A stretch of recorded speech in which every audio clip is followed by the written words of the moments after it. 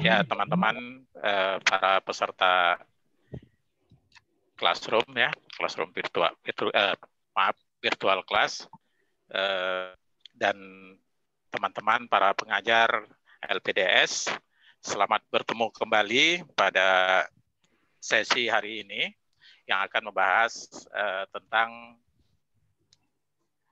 jurnalisme damai dan storytelling yang akan disampaikan oleh dua narasumber kita. Ya. Yang pertama adalah teman kita Lestantia Baskoro. Beliau adalah salah satu mantan jurnalis Tempo, kemudian juga pengajar di LPDS.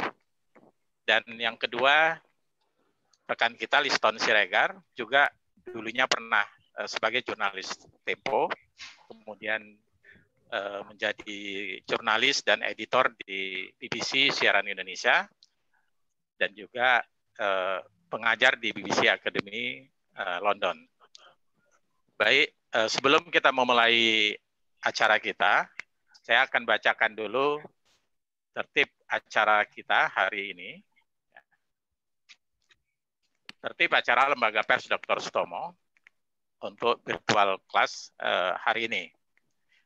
Yang pertama, peserta membaca makalah atau bahan presentasi narasumber. Kemudian yang kedua, peserta login ke tautan atau link Zoom dengan mengisi ID dan password paling lambat 10 menit sebelum jadwal dimulai. Kemudian yang ketiga, peserta menampilkan video diri saat memperkenalkan diri dan video dapat dimatikan hanya saat presentasi berlangsung. Peserta dapat mengajukan pertanyaan melalui chatting, kemudian atau pesan percakapan saat narasumber masih melakukan presentasi. Yang kelima, peserta mengacungkan jari atau mengangkat tangan saat akan bertanya. Peserta harus menyampaikan pesan melalui chatting, kemudian bila mendadak meninggalkan kelas virtual. Jadi harus memberitahukan dahulu. Kemudian yang ketujuh, peserta setelah selesai kegiatan dapat meninggalkan kelas virtual. 8. Peserta mendapatkan sertifikat elektronik LPDS bila mengikuti seluruh rangkaian kegiatan kelas virtual. Demikian tata tertib yang untuk virtual kelas hari ini. Selanjutnya, sebelum kita mulai sesi materi untuk virtual kelas kita, terlebih dahulu kata sambutan atau pembukaan dari Direktur LPDS Dr. Sutomo Jakarta, Hendra. Maaf. Ya, untuk Kang Hendra kami persilakan. Terima kasih Pak Maskur. Assalamualaikum warahmatullahi wabarakatuh. Salam sejahtera untuk kita semua, kepada para peserta dari virtual class, dari teman-teman wartawan dari Aceh sampai dengan Papua. Ada juga rekan kita dari Timur Leste kita undang dalam setiap acara virtual class ini. Selamat siang untuk semuanya.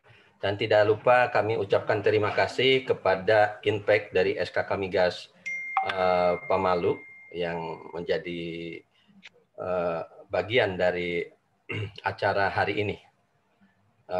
Beserta para tamu undangan yang kami hormati, semoga acara ini bermanfaat. Ini acara yang sudah ke-17 ya Pak, 16. Kita acara ke-16, kita mengadakan setiap hari, biasanya kita setiap hari Rabu, dan sekarang ada juga hari Jumat karena Rabu kemarin kita ada agenda lain. Beberapa tema kami terus olah bersama para narasumber yang tentunya sangat menguasai dan kredibel di sini. Hari ini telah hadir Pak Baskoro, beliau wartawan senior di Tempo dan juga sekaligus pengajar dan juga penguji UKW di LPDS. Selamat siang Pak Baskoro, terima kasih sudah hadir, dan juga kepada Pak Liston Siregar. Beliau wartawan senior di BBC ya. Beliau sekarang menyampaikan ini dari London ya. Selamat pagi Pak Liston. Salam sehat selalu. Terima kasih telah hadir, berkenan untuk menjadi narasumber. Kemarin kita sudah mengundang beliau juga sebagai narasumber, sekarang yang kedua dari Paliston. Baiklah, ibu-ibu, bapak-bapak, serta rekan-rekan wartawan dari Aceh sampai Papua, semoga acara ini bermanfaat. Kami Lembaga PES Dr. Sutomo menjembatani Pak untuk berbagi pengalaman atau pengetahuan dengan para pembicara yang tentunya ini sangat berpengalaman untuk kita timba ilmunya di sini. Itu saja mungkin Pak Maskur. Terima kasih banyak atas nama LLPDS. Semoga acara hari ini berjalan lancar dan bisa bermanfaat untuk kita semua. Amin. Terima kasih Mas Hendra. Baiklah, kita lanjut saja ya supaya waktu kita bermanfaat ya. Pertama saya ingin memperkenalkan Estantia Baskoro. Selamat siang, Mas Baskoro. Selamat siang, Pak Maskur. Selamat siang. Sehat ya, semoga sehat selalu ya. Ya, salam sehat juga buat semua. Ya, kemudian Bung Liston Siregar yang lagi di London ya. Selamat siang. Selamat siang. Selamat pagi di sana ya. Pagi ya. Ya, kita bertemu kembali di sesi ini. Baik, nanti Mas Baskoro akan banyak membahas tentang lebih ke teknik menulis, ya, bagaimana sebuah karya tulis itu enak dibaca, bukan hanya enak dibaca, tapi juga ide-ide kita, ya, itu masuk, gitu ya. Pesan-pesan yang ingin disampaikan oleh penulis itu mudah dicerna dan mudah dipahami oleh para pembaca, ya.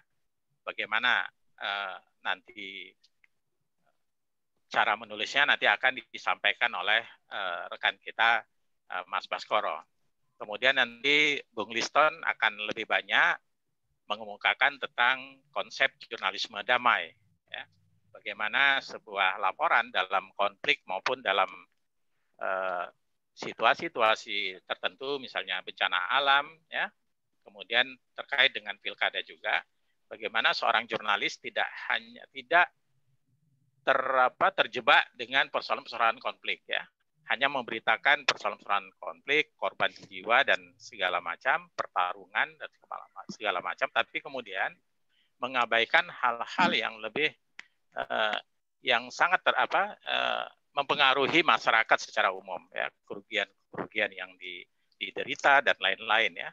Jadi kalau kita baca banyak laporan, ya, cenderung provokatif. Ya, isinya cenderung provokatif, bukan menyelesaikan masalah, tapi kemudian justru membesarkan konflik itu sendiri.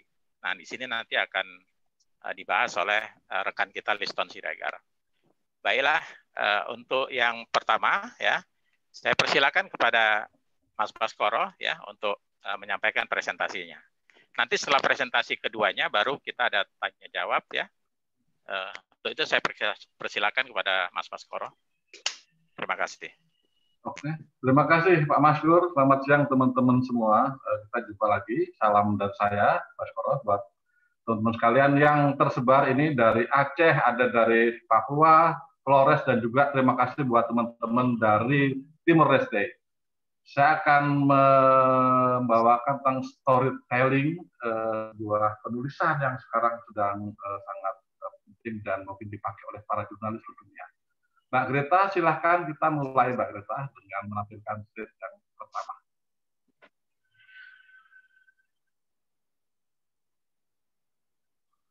Oke, teman-teman, storytelling, ya, storytelling ini sebuah teknik penulisan yang dipakai oleh para jurnalis, seperti namanya adalah bercerita, ya, bercerita.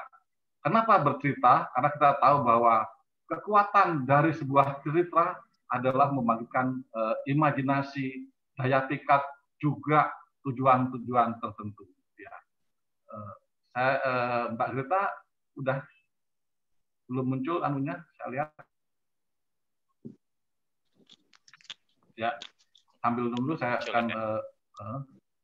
Jadi storytelling seperti namanya, story cerita, telling itu bercerita adalah sebuah teknik yang dipakai sejak zaman dulu ya. Saya nunggu slide-nya dulu karena belum muncul. Kalau misalnya teman-teman kita semua tahu soal cerita ya, misalnya mungkin kita dulu pernah dengar cerita soal Cinderella ya. Bagaimana kekuatan sebuah cerita Cinderella sehingga dia hampir seluruh orang di dunia tahu apa itu Cinderella. Ya. Demikian juga melihat cerita-cerita lain ya, seperti misalnya cerita-cerita Abu Nawas segala macam, itu adalah sebuah bentuk cerita yang demikian memikat ya, memikat sehingga orang tidak bisa melupakannya ya.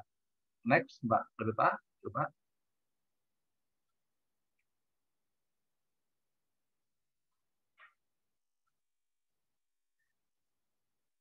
Oke, Mbak Greta, slide selanjutnya.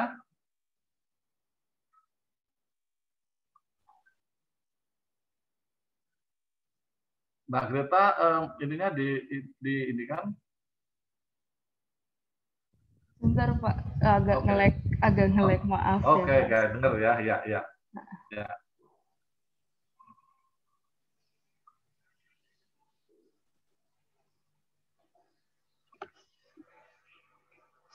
Mas, teman-teman, jadi sebetulnya storytelling ini adalah sebuah bentuk cara penceritaan ya. Jadi agak berbeda antara storytelling dengan feature. Karena apa? Karena feature itu adalah semacam pengisahan dan storytelling adalah bentuk penceritaannya ya.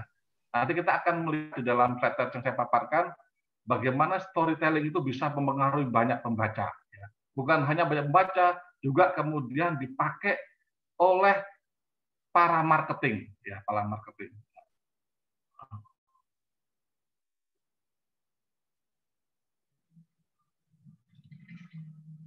Ada ini sayangnya yang bentar tunggu dulu.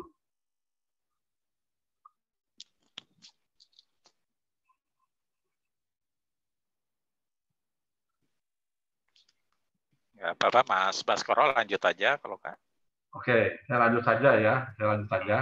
Itu kayaknya enable editingnya belum diklik Mas Bas. Kenapa? Enable editingnya itu loh, belum diklik sehingga nggak bisa dibuka. Yang mengklik adalah di atas Mbak Greta mestinya. Oh, Mbak. Oke. Iya, sebentar ya, Pak.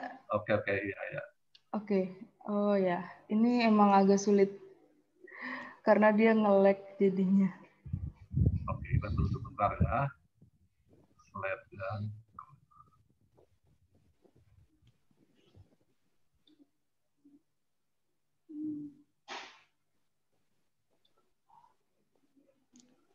Mungkin sambil bercerita Mas Baskoro.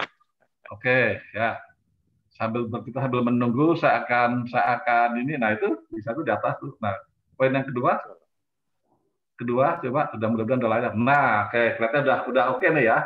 Nah, jadi saya akan memulai dari pengertian dulu supaya kita semua satu pemahaman ya. Dimulai bahwa story dari kata asalnya adalah cerita dan telling menceritakan. Jadi adalah sebuah teknik kemampuan menceritakan sebuah kisah.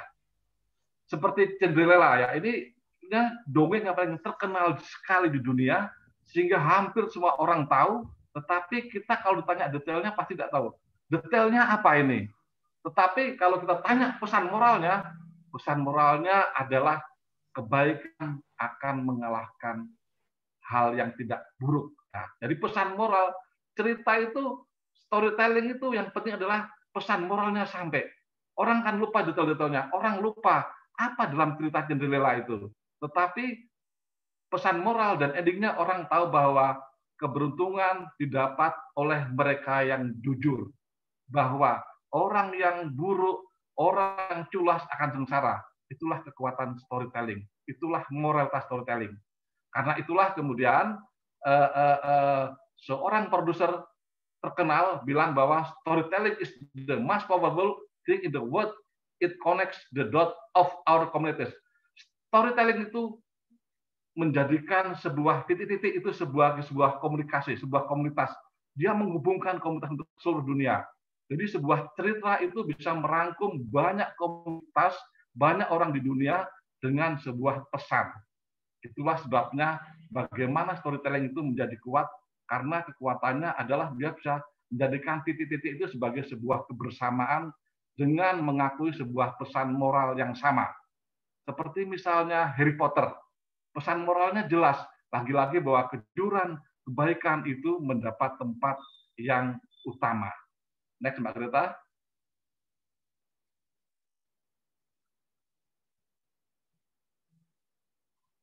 Nah, jadi gimana? Pada intinya storytelling itu, penceritaan itu, dia mempunyai beberapa tujuan. Pertama adalah menciptakan fase senang. Kita semua pasti akan senang ketika diceritakan oleh orang tua, oleh nenek, oleh kakek dulu tentang sebuah cerita. Kemudian melatih daya pikir, menangkap, konsentrasi, dan kritis. Ya. Kemudian mengembangkan imajinasi. Dan juga yang tidak kalah pentingnya adalah mengembangkan kepercayaan diri. Inilah moral dari sebuah cerita atau storytelling. Ya. Misalnya tentang mengembangkan kepercayaan diri. Di dalam kasus Cinderella misalnya, kita melihat kan bagaimana seorang putri yang disia-siakan, yang diejek-ejek, kemudian toh bisa bangkit menemukan apa yang disebut dengan hal-hal yang harusnya dia dapat. Itu buat seorang yang mungkin selama ini tidak percaya diri menjadi percaya diri. Ya, itulah sebabnya kenapa kemudian storytelling menjadi hal yang sangat penting untuk melatih kepercayaan anak-anak. Ya, kita tahu kan anak-anak TK, SD itu pelajaran terpentingnya adalah storytelling, membangkitkan bagaimana mereka percaya pada diri. Di luar negeri misalnya storytelling itu hal yang penting dan dilakukan oleh para guru-guru. Di Finlandia, ya, negara yang zero korupsi, ya, Finlandia adalah negara yang nyaris tidak ada korupsi. Storytelling menjadi kewajiban utama para pendidik di sana untuk memberi pelajaran pada anak-anak. Di gambar sebelah ini kita tahu, mungkin teman-teman yang dari Aceh tahu, ini namanya sih Agus ya, tetapi nama terkenalnya adalah PM Toh. Ini adalah salah seorang storytelling paling terkenal di Indonesia, paling utama di Aceh. Ya, Agus ini dia namanya PM Toh ya. PM Toh itu nama sebuah bis di Aceh ya.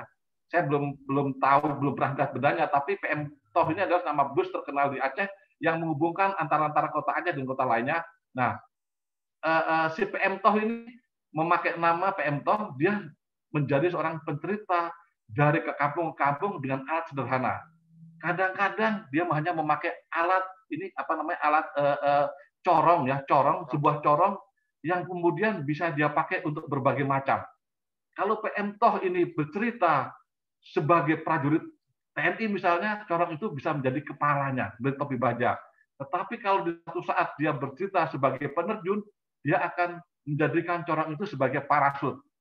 Dan kalau dia bercerita sebagai seorang komandan, corong itu bisa menjadi halu-halu. Nah, PM Toh ini sebagai seorang storytelling, dia berhasil untuk membangkitkan imajinasi orang dengan gerak-gerak, dengan kemampuan tubuhnya, dengan alat-alat sederhana. Next, Mbak Greta. Nah, apa yang penting dalam storytelling? Ada 6 hal yang paling penting di dalam storytelling. Pertama adalah kontak wajah, ya, kontak wajah. Kedua adalah mimik wajah. Ketiga adalah gerak tubuh. Keempat, suara. Kelima, alat peraga. Dan keenam, waktu tempo. Nah, di dalam jurnalisme, storytelling ini nanti akan kita lihat bagaimana kemudian storytelling ini akan ditarik menjadi salah satu pokok penting di dalam kepenulisan. Ya, di dalam kontak wajah kita akan melihat bahwa seorang pencerita itu tidak pernah melihat atau tidak pernah lepas dari audiennya. Dia fokus melihat audiennya, dia fokus melihat reaksi dari audiennya ketika dia menceritakan sesuatu. Ya, ini juga sama dan kita menulis ada fokusnya. Mimik wajah, seorang pencerita yang bagus itu akan bisa untuk mengubah-ubah wajahnya sesuai peran yang dibawakannya. Ketika dia menceritakan seorang yang jahat, dia akan mengeram misalnya kan. dia akan memelototkan matanya, sehingga para pendengar atau mereka yang menikmati ceritanya itu bisa membangkitkan imajinasi, oh demikian galaknya misal seseorang. Juga gerak tubuh. Dengan gerak tubuhnya, dia bisa membuat pendengarnya, misalnya pendengarnya anak-anak, bisa berjam-jam untuk betah mendengar ceritanya.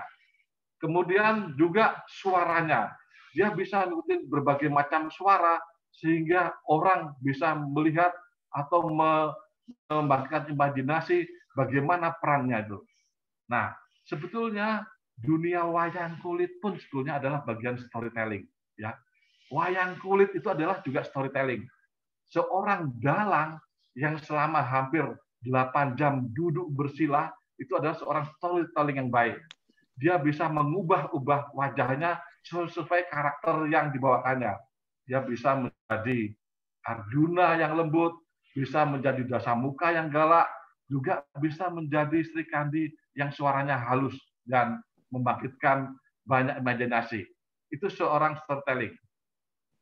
Alat peraga juga demikian. Alat peraga bagi seorang storytelling, alat peraga itu tidaklah harus yang mewah. Yang sederhana saja, yang sehari-hari ada, itu bisa menjadi sebuah kekuatan storytelling yang luar biasa. Ya, PM Toh ini dia adalah orang storytelling yang alat peraganya sangat sederhana, teman-teman. Dia hanya bisa membawa 2 atau 3 alat peraga yang dia bisa jadikan alat peraga itu berbagai macam sesuai kebutuhannya. Misalnya, dia hanya membawa alat peraga sapu. Ketika dia menceritakan perjalanan ke ujung dunia, misalnya, dia bisa mengubah sapu itu menjadi semacam dayung, misalnya. Ya, itu alat peraga. Tetapi tentu bukan alat peraga itu yang menjadi kekuatan, tetapi alat peraga dan bagaimana dia menceritakan, mengisahkan itulah bagaimana mulutnya, bagaimana diksinya, bagaimana kata-katanya untuk berceritanya dengan gerak tubuhnya yang seakan-akan mendayung, itulah menjadi kekuatan dari storytelling PM tuh ketika dia bercerita menjadi seorang pelaut mengelilingi dunia. Ya. Buat teman-teman yang belum pernah melihat PM Toh ini, bisa buka YouTube-nya, bagaimana dia bercerita dari satu ke kota, dari satu panggung ke panggung, sebagai seorang pencerita untuk menceritakan riwayat Aceh. Ini luar biasa betul, dan saya kira sangat jarang sekali orang seperti PM Toh ini, atau Agus ini, yang hidupnya betul-betul didedikasikan sebagai seorang pencerita, seorang storytelling. Dan kemudian, nah ini, waktu atau tempo. Ini bagian yang penting betul. Karena nanti kalau kita melihat kepada jurnalistik, kita akan melihat bagaimana waktu dan tempo ini menjadi bagian yang juga menentukan seperti halnya storytelling. Di dalam storytelling, seorang pencerita akan tahu di mana dia berhenti. Ya. Di dalam storytelling, ketika pencerita itu misalnya dia akan melanjutkan kepada tahap besok hari, dia akan berhenti pada sebuah titik yang kemudian membuat pendengarnya penasaran, yang membuat mereka yang dikasahkan penasaran sehingga harus menunggu lagi esok harinya, ya kan? Kita akan pernah mendengar sebuah cerita dongeng bagaimana seorang raja akan menghukum mati seseorang, kemudian orang itu bercerita sehingga raja itu selalu menghentikan hukuman matinya karena penasaran dengan cerita selanjutnya. Ini bukan sebuah hal yang mengada-ngada, tetapi ini sebuah pesan moral bahwa bagaimana seorang storytelling yang baik, seorang pencerita yang baik itu bisa menghentikan sebuah ceritanya pada sebuah titik sehingga pembacanya itu hanya atau pendengarnya itu hanya punya 2 kemungkinan, yaitu termenung atau kagum dengan ceritanya, kedua adalah penasaran dan harus terpaksa mendengar lagi untuk episode berikutnya. Itulah puncak atau kehebatan atau kepiawaian seorang storytelling. Lanjut, Pak Gita. Nah, kenapa itu? Kenapa bisa terjadi itu? Itu karena di dalam ketika seorang storyteller bercerita, maka akhirnya ia dan pendengarnya dalam saat yang sama menyusun rangkaian gambar cerita dalam pikiran yang berasal dari makna kata-kata, gerak tubuh, dan suara dari storyteller. Jadi inilah teman-teman, kenapa orang-orang bisa terpukau oleh seorang storyteller, karena ketika seorang pencerita dia bercerita, maka di dalam momen yang sama, di dalam detik yang sama, dalam pikiran pendengar, dalam pikiran seorang pemirsa storyteller, dia akan bermain atau pikirannya penuh dengan kata-kata dan makna-makna yang sama dengan orang storyteller. Jadi terjadi sebuah persamaan, sebuah kontak yang sama-sama membangkitkan imajinasi. Jadi seorang storyteller dia bercerita dan pendengarnya mengumpulkan imajinasi. Jadi itulah kemudian pada titik yang sama menjadikan sebuah kesamaan untuk pemahaman. Nah, karena itulah kemudian pada akhirnya storytelling mengutamakan cerita agar pesan diterima oleh penerima pesannya dan penerima terlibat di dalamnya. Ya, saya perlu untuk menggarisbawakan kata terlibat karena ini penting sekali. Ya, jika storytelling yang kita dengar, yang kita pahami selama ini adalah anak-anak atau kita ya, anak-anak diceritakan oleh orang tuanya atau neneknya, atau kita orang dewasa yang di Jawa misalnya melihat wayang, itu terlibat dalam ceritanya, maka kemudian itulah yang kemudian dimaknani bagaimana kemudian media storytelling mengambil bagian. Kenapa ada media? Karena ini storytelling ini kemudian dipisahkan, diambil, direkrut, kemudian dikuasai atau dipakai media untuk sebuah teknik storytelling. Kalau tadi sebelumnya saya hanya storytelling murni, kemudian storytelling inilah yang kemudian diambil, diakuisisi oleh media untuk sebuah teknik penceritaan dengan kata kunci supaya pembaca terlibat di dalamnya. Oke, Mbak Gita, next coba kita lihat ini. Nah, pembaca, kita akan lihat, saya menampilkan dua hal di sini. Anda pasti tahu, pucuk harum. Yang kedua adalah cerita kopi catur. Di sini saya akan menceritakan bagaimana sebuah teknik marketing memakai kekuatan storytelling untuk melawan pesaingnya atau melawan yang mereka selama ini sudah pada dekade ada pada tahap yang mapan. Teh pucuk harum adalah sebuah teh yang diluncurkan 10 tahun yang silam. Ya. Ketika itu kita tahu semua ada sebuah kekuatan namanya teh sosro. Tagline-nya adalah rajanya teh. Ya. Teh sosro, rajanya teh ya. Apapun makanannya, minumnya adalah teh sosro yang muncul setiap bulan puasa. Oke? Para marketing, para ahli teh pucuk harum kemudian menemukan sebuah senjata yang disebutkan storytelling. Apa itu? Sebuah fakta bahwa rasa teh terbaik adalah ada di pucuk daunnya. Kemudian mereka membuat sebuah kampanye, ya, sebuah promosi bahwa binatang itu mencari kelezatan itu ada pada pucuk harumnya, di pucuk tehnya. Ya. Promosi besar-besaran ini menggunakan storytelling ini kemudian apa hasilnya? Ternyata kita semua para penggemar teh kemudian dibolak-balik pikirannya bahwa, hei, Anda tahu bahwa teh yang paling nikmat itu adalah di pucuknya. Itu storytelling. Anda dikasih pemahaman bahwa teh paling nikmat adalah di pucuknya. Tentu di luar itu mereka menyasar apa? Pertama yang mereka sasar adalah makna bahwa teh ternikmat ada pucuknya, kemudian manis teh disesuaikan dengan rasa milenial. Jadi teh harum itu menggelontorkan sekitar dana 300 miliar untuk mengkampanyekan bahwa teh yang paling nikmat itu adalah di pucuknya. Kedua, rasa manisnya tidak manis seperti sebelumnya, dan kemudian kemasannya adalah kemasan milenial, plastik. Oke?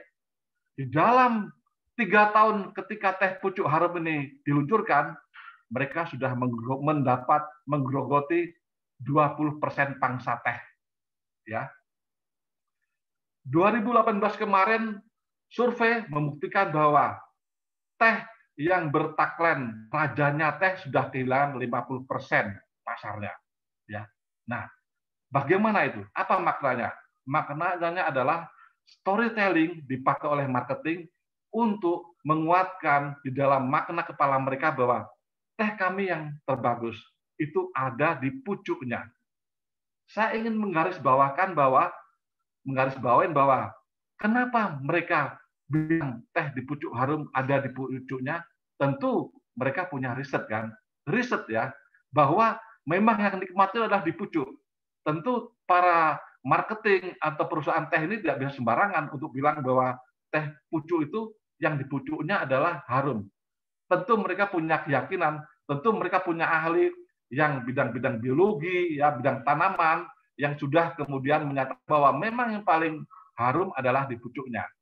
Saya ingin menggarisbawahi di sini bahwa storytelling yang menceritakan tentang keharuman pucuk itu sudah melekat di dalam otak kita, di dalam para penggemar teh, sehingga hanya dalam waktu tidak lebih dari 8 tahun, mereka sudah berhasil untuk masuk pasar dan menjadi pesaing keras dari tagline teh sosro yang hanya sekedar rajanya teh. Rajanya teh.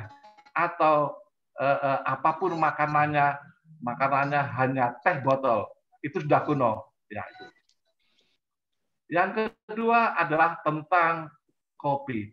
Nah, saya mengambil contoh kopi catur. Jika kalian teman-teman belum tahu, ya, sekarang banyak betul pemain-pemain kopi yang bertebaran di seluruh Indonesia. Ya, ada kopi dari Jakarta, kopi dari Bandung, Malabar, segala macam. Masing-masing kopi kalau Anda ikuti sekarang, mereka menggunakan storytelling. Ya. Kopi catur adalah salah satu kopi, ya. Anda kalau catur mungkin nggak tahu dari mana. Tapi kalau saya bilang bahwa ini dari Kintamani, pasti teman-teman yang Bali, yang di Aceh tahu. Kintamani, sebuah danau yang indah di kaki gunung di Bali, ya. Nah, kopi catur itu adalah kopi yang diproduksi oleh para petani di kaki gunung Kintamani.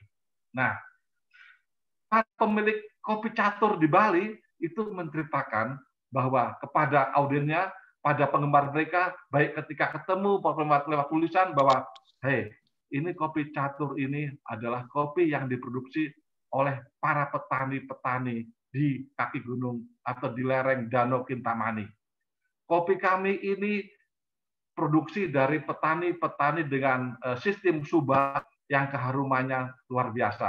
Nah, cerita-cerita storytelling kopi catur ini ternyata kemudian memikat para penggemar kopi, bahkan juga memikat para penggemar kopi bukan hanya di Bali, Indonesia, tapi di luar negeri. Kenapa? Karena cerita kopi catur itu bukan hanya cerita soal kelezatannya, bukan cerita soal sebuah kopi yang diproduksi di kaki atau di dekat Danau Kintamani, tetapi juga menceritakan bahwa kopi ini lahir dan dibuat oleh para petani, komunitas-komunitas petani di Bali.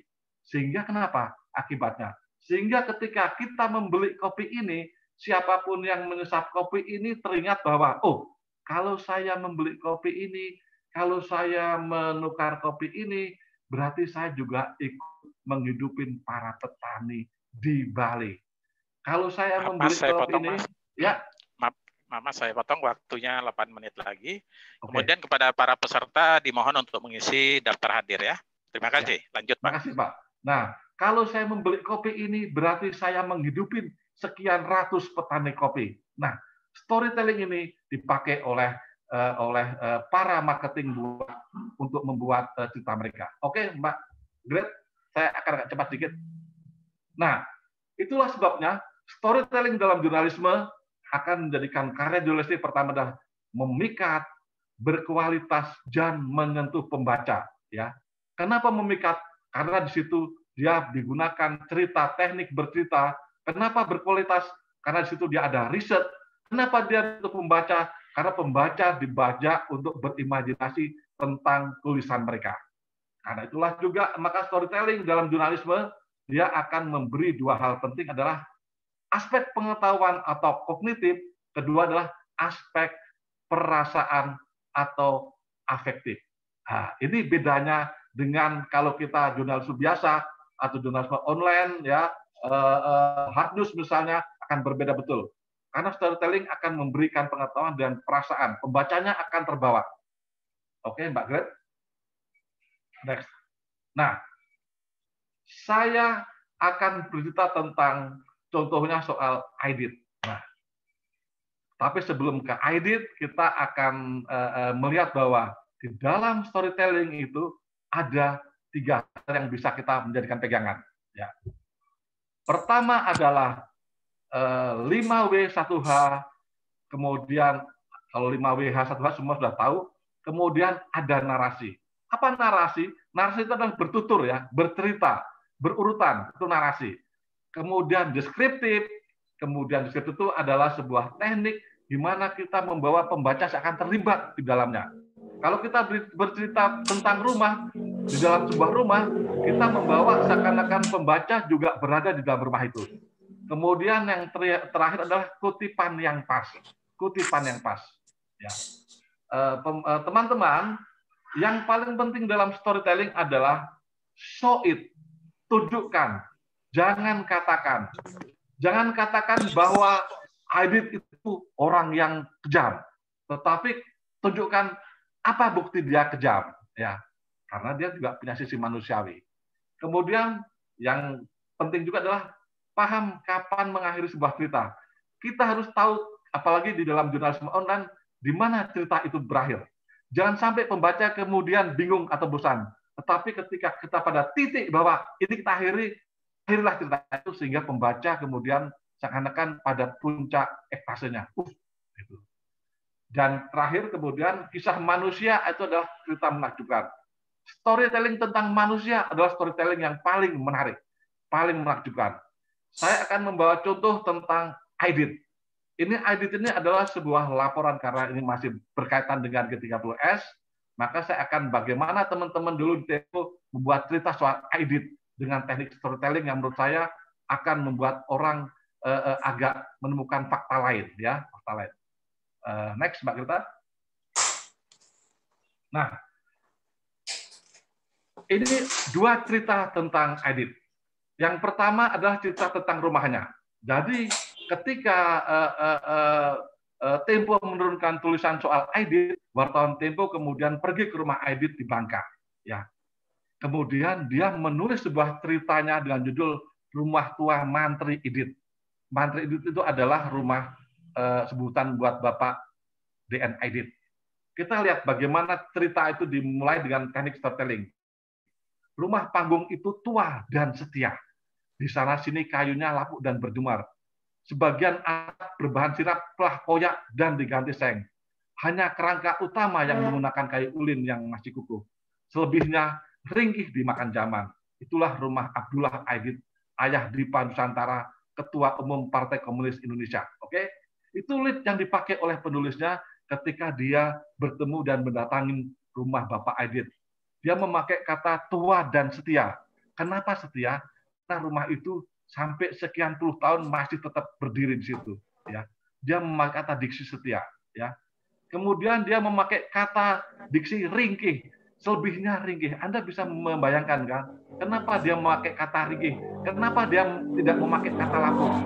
Ringkih itu sebuah diksi yang seakan-akan ini cuma disenggol, udah rumah itu sudah jatuh atau remuk. Ya. Karena itulah dalam storytelling, perhatikan bahwa pemakaian kata itu penting. Kita harus memutar otak supaya mendapat kata-kata yang pas, yang tidak lazim tetapi masih pas. Ya. Itu sebuah teknik storytelling yang bagaimana wartawannya kemudian memotret dan menggambarkannya. Dan kedua, teman-teman, Ini adalah sebuah cerita masih kaitan dan Aidit tentang bagaimana cerita dari anak Aidit mencari kuburan bapaknya. Bagi teman-teman yang tidak tahu soal Aidit, mungkin saya cerita bahwa Aidit itu kemudian setelah pemberontakan PKI pada tanggal 1 Oktober, Aidit pada tanggal 22 September, dia kemudian Aidit ditangkap oleh tentara di Solo 22 September. Kemudian dia dibawa ke Boyolali naik jeep. Nah, ketika melewati sebuah tempat, penangkapnya kemudian membelokkan Aidit ke sebuah tempat markas tentara. Kemudian di situ ada sumur toa. Kemudian di situ Aidit ditembak mati. Kemudian dimasukkan ke dalam sumur. Sumur itu kemudian ditutupin oleh tanah dan kemudian hilang gitu saja. Oke. Berpuluh tahun kemudian pada tahun 2003 anak Aidit bernama Ilham datang ke tempat itu. Dia mencari di mana makam bapaknya. Tapi tidak ada karena tidak ada lagi sumur itu. Tapi dia kemudian bertanya kepada seorang penjaga, "Pak, ini dulu ada sumur tua tidak?" Kemudian seorang tua bilang, "Di situ, Nak. Di situ di belakang rumput-rumput situ di depan di dekat hutan itu dulu ada sumur, silahkan ke sana." Kemudian Ilham Aidit, itu anak Aidit, kemudian datang ke sana dan kemudian dia saya membayangkan sebuah tempat dia sendirian, mungkin sepi, dan kemudian dia berdiri dan dia merenung-renung, di mana ya makam bapak saya? Apakah betul di atas ini? Nah, itulah. Ilham Aidit kemudian bercerita soal pengalamannya itu kepada wartawan, dan kemudian wartawan itu menulis cerita bagaimana Ilham mencari sumur tempat kematian bapaknya. Nah, cerita itu kemudian diberi judul Rahasia Sumur Mati dengan endingnya sebagai berikut. Ketika akhirnya berdiri di samping pusara ayahnya pada 2003 lalu, Ilham mengaku tak kuasa menahan getaran hatinya. Naluri saya mengatakan, memang disinilah tempatnya, katanya, dengan suara cekat. Putra Aidit itu juga mengaku memendam keinginan untuk memindahkan jenazah ayahnya ke tempat lain. Demikianlah sebuah storytelling ditutup dengan ending yang semacam ini. Itulah dua contoh tentang sebuah cerita storytelling yang saya ambil dari buku Aidit. Next, Mbak. Next, Mbak Greta. Nah, saya contohkan lagi bahwa storytelling akan menarik sekali jika mengeksplorasi sebuah sisi manusiawi. Sebulan lalu seorang Alwi Shahab itu seorang wartawan Republika yang tiap hari kerjanya adalah menulis tentang cerita Jakarta meninggal. Dan seorang penulis, seorang wartawan bernama Edu Shahab, bukan karena kebetulan dia sama-sama Shahab, tetapi memang dia wartawan, menulis sebuah cerita tentang Alwi dengan cara teknik storytelling. Ini saya sambilkan bagaimana petikannya tentang cerita seorang Alwi. Namun Alwi bukan orang yang suka larut meratapi masa lalu. Sama kocaknya seperti adiknya almarhum Ali Shahab, yang juga wartawan penulis, tapi lebih banyak berkecimpung di dunia film, Alwi seringkali menangkap sisi humor dalam hidupnya. Sambil mengelum senyum, ia bercerita tentang sepeda motornya yang diparkir di dalam istana, tiba-tiba digiling tank. Tank lapis baja untuk pengamanan presiden. Aneh. Tapi bukan cuma sekali kendaraan tempur itu melindas sepeda motor sang wartawan yang tidak berdaya itu. Motornya gepeng, tuturnya sambil gelap, enteng dan tidak menyalahkan siapa-siapa. Nah, ini sebuah teknik penceritaan dengan gaya storytelling terhadap seorang manusia. Nah, teman-teman, Alwi ini adalah seorang wartawan yang bertahun-tahun dia wartawan istana, yang bertahun-tahun bertugas di istana di zaman Orde Baru, di zaman Pak Harto. Ya, Anda tahu. Pas 3 menit lagi ya. Ya, Anda tahu kan Pak Harto bagaimana? Dan ketika Alwi itu kemudian sering meliput istana, dia sering membawa sepeda motornya dan diparkir di situ. Dan sepeda motor itu Anda tahu digilas tank dengan gayanya, dengan kejamnya ya. Loh, tiba-tiba dia keluar loh. Sepeda motorku di mana? Ternyata udah rata di tanah digilas oleh tank. Dan dia bercerita. Dan cerita itu kemudian ditulis dengan bagus oleh teman seorang wartawan untuk menceritakan sosok Alwi Shahab. Dan kita apa? Kita simpulkan cerita ini. Kita simpulkan bahwa si Alwi adalah orang yang kocak. Next, Mbak Gret. Ya, saya ingin tahu bahwa storytelling Anda harus pertama riset yang kuat, ya. Kemudian mencari perbandingan dan menggunakan diksi dan permainan ibarat. 3 buku di sebelah kanan ini adalah buku-buku karya wartawan. Pulang adalah karya Lela Eskodori yang juga memakai riset yang kuat. Pulang adalah cerita tentang mereka korban G30 SPKI yang tidak boleh pulang ke Indonesia, dan Lela memakai riset yang kuat untuk menceritakan bagaimana mereka tidak bisa pulang. Yang paling kanan Anda tahu ini adalah juga cerita buku 5 Menara karya seorang wartawan juga, ya. Bagaimana dia menceritakan kehidupannya di pesantren dan melakukan riset, ya. Riset kuat. Yang bawah ini Rumah di Atas Kahayan adalah novel saya, yang saya pun di situ memakai riset yang kuat untuk mewawancarin orang-orang Dayak.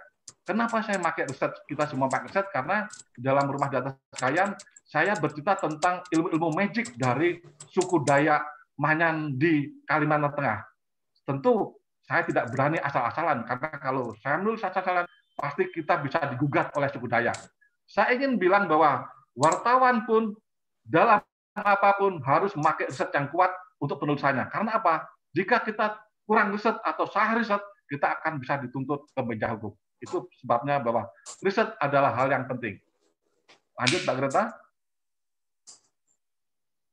Nah, Scott Rensberger, seorang pagara itu bilang memberikan tips buat para pembaca, tapi dia Rensbergernya adalah seorang produser, bahwa dia memberi tips tentang storytelling. Apa? Kasihkan kepada pembaca Anda apa yang mereka sebelumnya tidak tahu, apa yang sebelumnya tidak mereka mengerti. Kasihkan. Itu yang membuat mereka kemudian menambah ilmu pengetahuan dan menjadi terpana oleh cerita Anda. Itu yang salah satu resep yang dikasihkan oleh Scott Rensberger kepada mereka yang membuat cerita, membuat tulisan, atau membuat storytelling, ya. Intinya apa? Intinya adalah sebenarnya pertama, berilah pengetahuan-pengetahuan kepada pembaca kita sehingga mereka merasa terhibur, mereka menjadi senang, dan juga mereka menambah wawasan. Memang tugas seorang wartawan yang terpenting adalah satu, bukan hanya memberi pencerahan, tetapi juga memberi pengetahuan buat pembaca kita. Saya kira demikian pemaparan saya, Pak Mansur. Terima kasih. Terima kasih, luar biasa Mas Baskoro. Materinya luar biasa, dan saya juga bisa belajar dari materi ini, luar biasa sekali ya. Baik, teman-teman, para peserta, jangan lupa untuk mengisi daftar hadir juga ya, karena nanti akan ada sertifikat virtual yang akan dikirimkan oleh LPDS. Baik, untuk selanjutnya kita akan mendengarkan materi dari rekan kita Liston Siregar, ya, mantan wartawan BBC Indonesia, ya, dan terakhir editor dan pengajar di BBC Academy. Beliau juga mantan wartawan Tempo, ya. Ini wartawan-wartawan senior semua, ya. Beliau akan menyampaikan materi tentang jurnalisme damai versus narasi provokatif di media massa. Ya, seperti kita ketahui, termasuk saat ini, ya, bagaimana penolakan Undang-Undang Cipta Kerja, kemudian berita yang muncul adalah terlihat lebih dari sisi konfliknya, ya lebih banyak dari sisi konfliknya. Nah, di sini rekan kita Liston Siregar akan banyak membahas berkaitan dengan jurnalisme damai, bagaimana media bukan menjadi provokator, tapi justru mungkin laporan-laporannya akan memberi inspirasi untuk menciptakan perdamaian. Baik, rekan Liston, silakan, waktunya 30 menit, mulai dari sekarang. Terima kasih. Suara saya cukup jelas ya? Jelas. Ya. Saya mohon share screen dulu.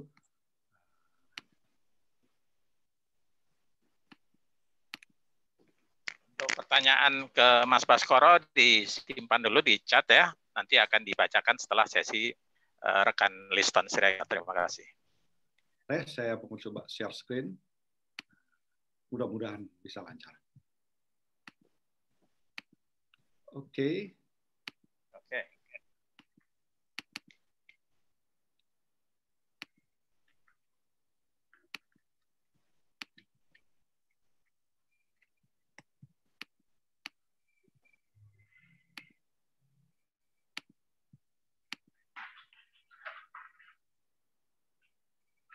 Saya nggak usah pakai, ada masalah sedikitnya.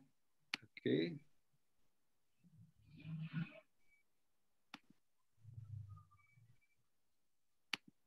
Saya kolaborate ya. Ini saya cerita tentang jurnalisme damai, dan dia ini dikembangkan ketika awal 90-an. Kita tidak akan bicara banyak teorinya, dan kemudian kita akan lihat konsep-konsep dasarnya. Jadi ini Winston Churchill ini yang mengatakan meeting jaw to jaw is better than war. Saya mulai dari situ. Bertemu rahang dengan rahang, bertemu mulut dengan mulut itu lebih baik dari perang. Nah, Churchill ini Perdana Menteri Inggris yang sangat berperan dalam mengalahkan Nazi pada Perang Dunia Kedua, dan itu dia, komunikasi lebih penting daripada perang, lebih baik. Jurnalisme damai ini dikembangkan 90-an awal, dan kita ambil definisi dari dua penelitian yang paling terkenal, Hannibal McGoldrick dan Joe Klintz. Nah, dia mengatakan bahwa apa jurnalisme damai itu ketika redaktur dan reporter membuat pilihan tentang apa yang dilaporkan dan bagaimana melaporkannya sehingga menciptakan peluang-peluang bagi masyarakat untuk mempertimbangkan dan menghargai tanggapan-tanggapan non-kekerasan terhadap konflik. Jadi memberi peluang non-kekerasan. Ini ada foto dari yang pakai kerudung itu dari Ambon dalam sebuah pertemuan yang digagas oleh World Council of Churches, ketemu dengan orang-orang dari berbagai aliran kepercayaan. Pelopornya itu Johan Galtung, dia dari Norwegia.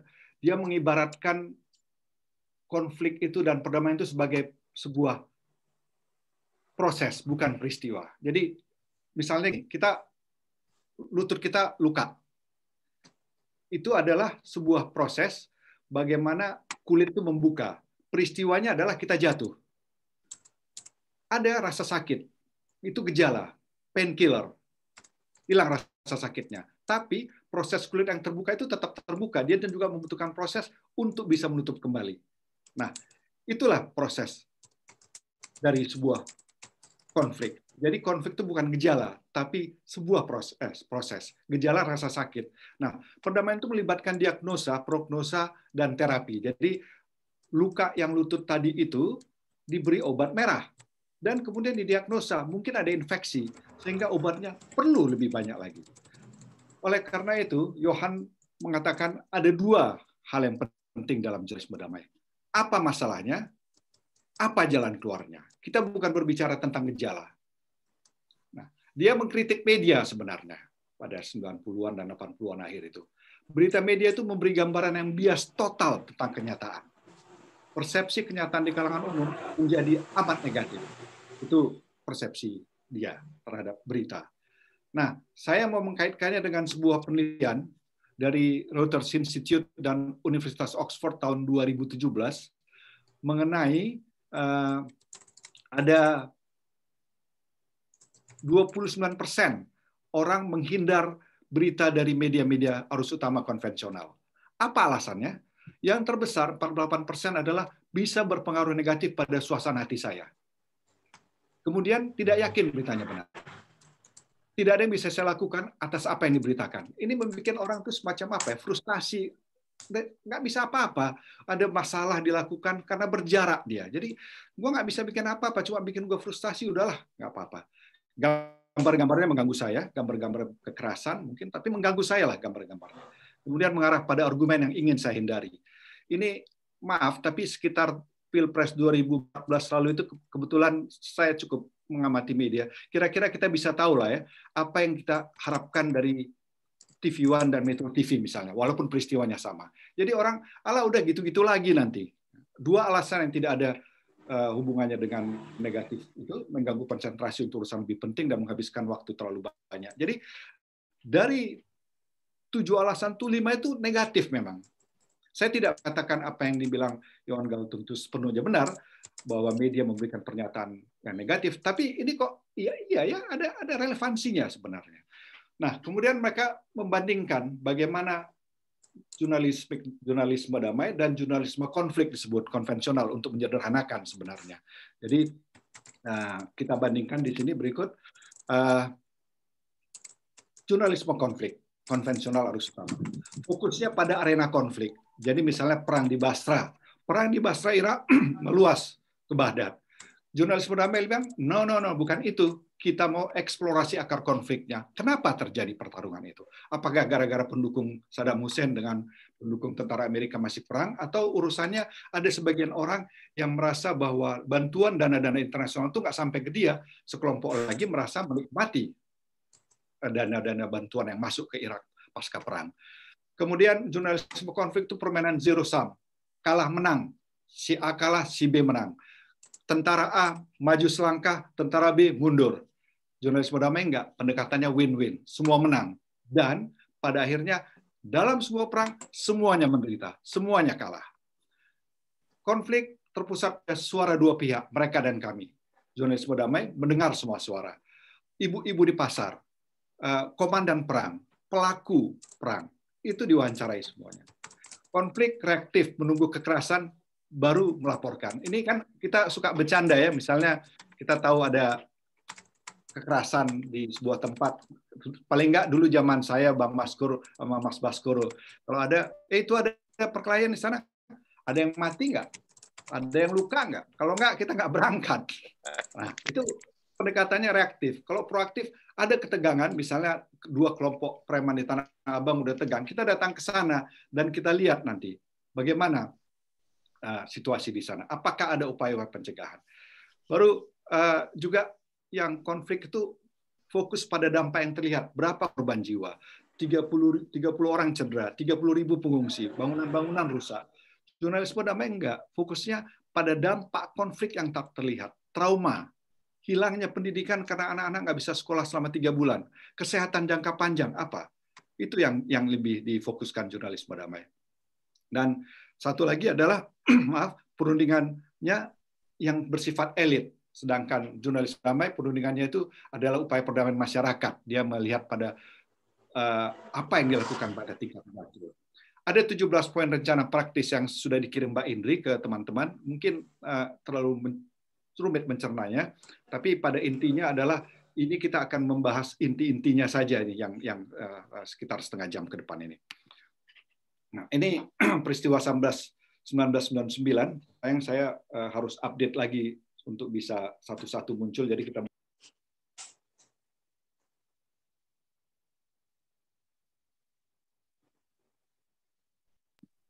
ya, masih. Nah, Sambas 1999 ini waktu itu saya di Jakarta, tapi kemudian London menyatakan tidak boleh mengirim orang ke Sambas, dan juga BBC News itu Jonathan Head nggak bisa ke sana, sehingga kami melaporkan dari Jakarta lah, tim kecil kantor BBC di Jakarta kecil. Kami berhasil wawancara warga Dayak dan pengungsi Madura.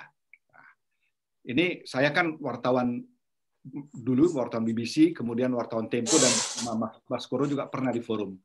Kita itu pemegang kuat, kebanggaan kita adalah seimbang, faktual, akurat. Wah, itulah apa kita prinsip dasar kita. Jadi kami wawancara warga Dayak dan pengungsi Madura. Warga Dayak kira-kira waktu itu bilang bahwa kami tidak akan berhenti sampai semua warga Madura meninggalkan tanah ini. Para pengungsi Madura diwawancarai mengatakan intinya mereka itu orang gila ya. Kami nggak ada apa-apa kok, kami diserbu-serbu, diserang-serang, dibakar-bakar rumah kami, rusak rumah kami. Saya juga berhasil, saya pribadi waktu itu mewawancarai saksi mata penyerangan Kampung Madura. Sudah diserang, dia orang Melayu, dan kemudian dia datang melihat, menceritakan bagaimana rumah-rumah hancur, pintu terbuka, gitu ya. Walaupun waktu itu tidak segampang ini telepon, tapi bisa dari kantor lurah, dari mana kami berhasil wawancara. Wah, banggalah kami di Jakarta ya bisa melaporkan Sambas 99. Kemudian ada keterangan aparat keamanan di Jakarta, lokal, nasional, jumlah korban jiwa, barang lengkap. Bahkan ada laporan khusus Mangkuk Merah. Mungkin kawan-kawan di Kalimantan dan semua juga bisa mendengar kisah tentang Mangkuk Merah itu. Kalau orang sudah satu minum bersama di kalangan Dayak, intinya mereka akan perang, akan melakukan sebuah tindakan sampai ada yang kalah. Saya ambilkan contoh koran di kerusuhan di Sambas dari sebuah media nasional. Kalau Anda lihat di depannya itu, maaf saya nggak bisa besarkan karena harus update lagi, itu intinya adalah perang menyebar dari satu tempat ke tempat lain, jumlahnya 51 orang yang meninggal, 1.000 rumah dibakar. Yang dibakar adalah sekian di tempat ini, sekian di tempat sana. Jadi itu tadi, ingat nggak jurnalisme konflik?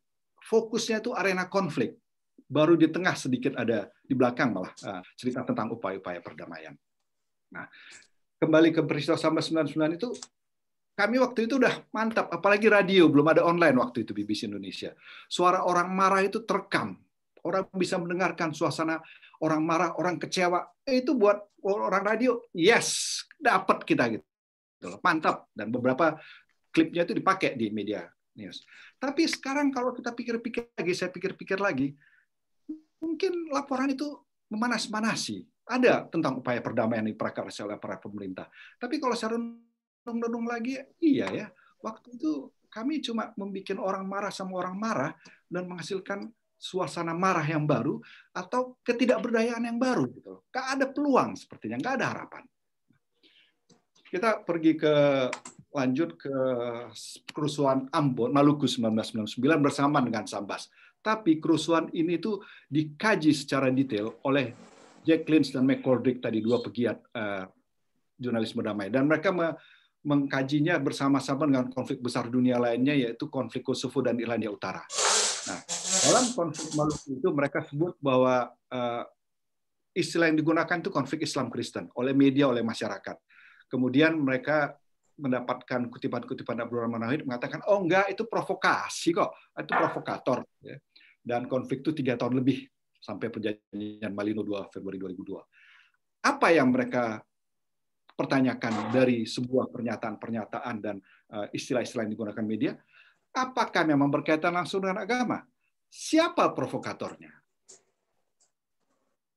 Kalau memang diprovokasi, kok warga gampang diprovokasi ya? Itu pertanyaan-pertanyaan jurnalisme damai. Kita tidak selesai dengan menggambarkannya saja. Gitu loh. Dan mereka mencoba cari jawabannya, ada politisasi agama. Kemudian itu menjelang pemilu Juni 1999 yang pertama setelah reformasi, dan Maluku Utara akan dimekarkan jadi provinsi. Ini penting karena korupsi merajalela waktu itu, dan kelompok agama menjadi tangga sosial ekonomi, bukan hanya untuk orang bertemu dan beribadah, enggak. Kalau misalnya, maaf, mungkin ini hal yang biasa, tapi kalau kepala dinasnya agamanya A, maka nanti pegawainya lebih banyak A lagi, gitu loh. Jadi penting sekali menjadinya situasi politiknya. Juga hilangnya lembaga-lembaga adat, dianalisa mereka dengan wawancara berbagai pihak, yang diganti dengan kepala desa, sebuah cetak biru yang diperkenalkan oleh Soeharto pada waktu itu, menggantikan lembaga adat yang lebih sebenarnya efektif pada saat itu. Dan ada keseimbangan sosial politik baru, ada semacam vakum politik di kalangan masyarakat. Saya melihat sedikit ke BBC Academy, tempat saya dulu mengajar sempat, nggak ketemu jurnalisme damai memang. Memang di BBC tidak ada jurnalisme damai. Saya sampai keluar dari BBC sekali di training dulu, namanya jurnalisme solusi. Hampir sama sebenarnya, pemecahan masalah dia istilahnya. Tapi jurnalisme solusi ini lebih umum, bukan hanya tentang konflik, tapi tentang lingkungan, tentang apa-apa saja, hampir sama intinya. Nah, dalam BBC Academy yang ada itu reporting konflik dan kasus korban, konflik dan korban. Intinya satu, bukan tugas jurnalis mensterilkan perang, mensucikan perang, tapi jurnalis juga tidak menerbitkan materi-materi tentang penderitaan tanpa menimbang sama sekali dampaknya. Termasuklah foto dan video. Ada nggak dampaknya yang kita siarkan, kita tampilkan. Kemudian kita tahu ada satu orang ditikam misalnya, identitas korbannya tidak kita umumkan, tunggu dulu keluarganya dulu tahu, baru kita umumkan ke orang. Nggak lucu dong orang di Jakarta udah tahu alamat siapa jenazah korbannya, yang di keluarganya sendiri belum tahu, istri anaknya. Peka saat wawancara keluarga korban. Mereka itu adalah individu yang terdampak, bukan aktor drama dokumentasi, bukan aktor yang top drakor, drama Korea, bukan. Mereka itu terdampak, mereka masih shock mungkin saat wawancara. Kalah sedikit. Beri peringatan untuk narasi foto video yang bisa mengganggu. Pertimbangkan pilihan kata yang tepat, seperti tadi Mas Baskoro bilang juga, itu penting sekali dalam jurnalistik itu, jurnalisme. Kata yang tepat. Dalam aksi massal, ragukan estimasi jumlah massa dari sumber yang terlihat. Jadi kalau orang bilang 3.000 orang menyerang, belum tentu, mungkin cuma 30 orang. ya kan? Dia hanya manas-manasi saja. Anda masih ragu, kontak redaktur. Nah, itu dari BBC Academy dan intinya adalah tidak berpihak, akurat, peka, peduli, dan sumber bisa dipercaya. Nah, saya pasang foto itu kekerasan di kanan atas sana karena sebagai gambar ilustrasi saja waktu itu beredar foto-foto seperti itu. Jadi memang belum tentu ada kesadaran bahwa jurnalisme damai itu sudah melekat di semua orang. Dan memang ini relatif baru genre ini ya. Sekarang kita ke Omnibus Law yang paling baru ini ya, konflik politik tapi berwarna kekerasan. Nah, ini satu, Erlangga belak-belakan soal bohir demo tolak Omnibus Law. Kita tahu lah arti bohir ya. Kemudian ini belak-belakan Luhut Panjaitan bongkar penunggang demo ngebet jadi presiden. Yang satu lagi, Cikeas dituding biaya demo Omnibus Law. Kalau ada orang marah, provokasi, dia bawa senjata tajam, dia pergi ke Cikeas. Kemana dia pergi ya? Ke rumah RT-nya, ke rumah RW-nya, atau apa? Kemana dia nih? Cikeas nggak ada tanda petik sama sekali lagi. Kemudian Mahfud MD, aktor penunggang demo akan ditindak tegas. Bukan dugaan aktor penunggang demo. Ini saya rasa memanas-manasi sebenarnya ini. Membuat mereka dan kami. Saya dan dia. Jadi membuka konflik sebenarnya. Saya tidak mau pergi jauh ke Omnibus Law terlalu rumit, tapi saya yakin ada orang yang memprotes itu benar-benar memang dia paham sekali bahwa itu tidak menguntungkan buat kelompok orang. Jadi ini berita-berita yang saya kira sedikit agak memanas-manasin lah. Nah, saya hapus nama medianya, tapi kalau Anda memang masih kenalin, ya pura-pura nggak tahu aja, karena kita kan bukan mau sertifikasi media nih, kita mau hanya belajar pengalaman saja. Nah, bandingkan dengan yang ini, temui penolak Omnibus Law Sultan Jogja janji Surati judul. Bukan hanya nadanya, bukan hanya nada kata-katanya, tapi juga kalau kita lihat sebuah saya mendengar kalian dan saya akan sampaikan kepada yang berwenang. Ini Ganjar soal aksi tolak Omnibus Law. Duduk yuk, ketemu pengusaha buruh, berunding yuk, ngobrol yuk, kata Churchill tadi, jaw to jaw, rahang to rahang, mulut ke mulut. Itu lebih bagus. Mengajak. Gitu. Kemudian yang satu ini, demo di DPR RI, ini 6 alasan KSPI tolak Omnibus Law. Saya kira berita ini, dia menunjukkan demo di DPR RI. Ya memang iya, ke DPR lah ngomongnya. Dan ini 6 alasannya, ada alasannya ini. Perkara bahwa itu nanti bisa diperdebatkan lagi apa enggak, tapi ada 6 alasannya, dan mereka demo di DPR RI, parlemen memang tempat orang mendengar suara rakyat. Yang satu lagi, Emil buka diskusi Omnibus Law di medsos, ya kan, open membuka dia. Mari kita bicarakan bersama. Walaupun sampai sekarang ini judul keduanya ini bikin saya masih ketawa. Anissa Yudhoyono sehat kan? Anda pakai judul, tapi ya nggak apa-apalah. Lebih bagus berita itu kasarnya bikin kita ketawa daripada kita bikin marah kan? Apalah. Nah, dari sini apa yang kita rasa penting adalah pemilihan kata istilah. Ini penting, bukan hanya dalam storytelling, tapi juga dalam jurnalisme damai. Hindari bahasa yang membuat kelompok jadi korban, itu nggak berdaya, hancur, ludes. Satu kampung ludes. Karena itu akan membuat orang-orang itu gua mau ngapain lagi, putus asa. Mereka nggak punya pilihan-pilihan lagi. Mereka nggak terpikir untuk punya pilihan apa. Jadi kita laporkan aja yang terjadi, rumah terbakar, kemudian apa yang bisa dilakukan. Mungkin mereka membuat sistem peringatan gentong kalau ada datang lagi, kemudian jalan keluar apa yang tersedia. Itu juga yang kedua itu dari hindari kata-kata emosional dalam menggambarkan apa yang sudah terjadi. Genosida itu paling enak menggunakan kalimatnya. Tapi benar nggak itu genosida? Itu adalah terminologi yang terlalu berat. PBB menyebutkan genosida itu adalah pembunuhan terencana dan jumlah korbannya itu 500.000 jiwa. Pembantian massal, apakah memang ada satu kelompok datang dengan bersenjata dengan sebuah kelompok lagi, datang ke satu kelompok yang tidak berdaya sama sekali, atau memang perkelahian dua kelompok? Itu juga soal kecil yang kita harus pertimbangkan. Karena bisa memanas-manasin. Sistematis. Apakah memang direncanakan, ada step by step. Jadi kita ceritakan saja secara akurat apa yang sebenarnya terjadi, tanpa tadi meminimalkan penderitaan masalah. Memang orang menderita, memang bermasalah gitu loh. Juga hindari kata-kata yang menjelek-jelekkan, brutal, barbar, kejam. Itu kasarnya satu orang gitu, yang menurut orang kejam, menurut orang lain bukan. Mungkin menurut orang lain heroik kali. Juga label yang memvonis, teroris, ekstremis, fanatik, fundamentalis. Tertuduh, itu kan tuduhan. Tertuduh itu cenderung membela diri. Dan akan tidak siap bekerja sama jadinya. Lu tuduh gua, dia lebih sibuk membela diri. Di BBC dan banyak media di Inggris dan di beberapa tempat lain, saya yakin juga di Indonesia, teroris itu nggak digunakan lagi. Karena rumit istilah teroris itu. Tapi tindakan yang dilakukannya, apa? Dia ngebom, pengebom, menyerang, penculik, pria perempuan bersenjata, militan, istilah itu yang lebih tepat daripada menggunakan teroris. Karena teroris itu kan kalau banyak definisinya, tapi intinya kan adalah sebuah tindakan yang disengaja untuk menciptakan teror, menciptakan ketidaknyamanan, mengganggu ketertiban umum demi tujuan politik. Nah, ini yang rumit ini nih, masalahnya ini, tujuan politiknya. Jadi, apakah menggunakan kata teroris? Ya, pertimbangkanlah. Kita kadang-kadang suka tanda petik teroris kembali turun tangan, berunjuk rasa. Nah, apakah tepat? Peka sedikit mungkin ya kita dalam hal ini. Dan ini pemilihan kata istilah ini penting. 7 menit lagi ya. Dan kepada peserta mohon untuk mengisi daftar hadir dan juga mengisi kuesioner ya. Terima kasih. Lanjut. Nah, ini penting karena dari 17 poin rencana yang jurnalisme damai sudah dikirimkan Mbak Endri itu, 4 adalah tentang kata-kata dan istilah.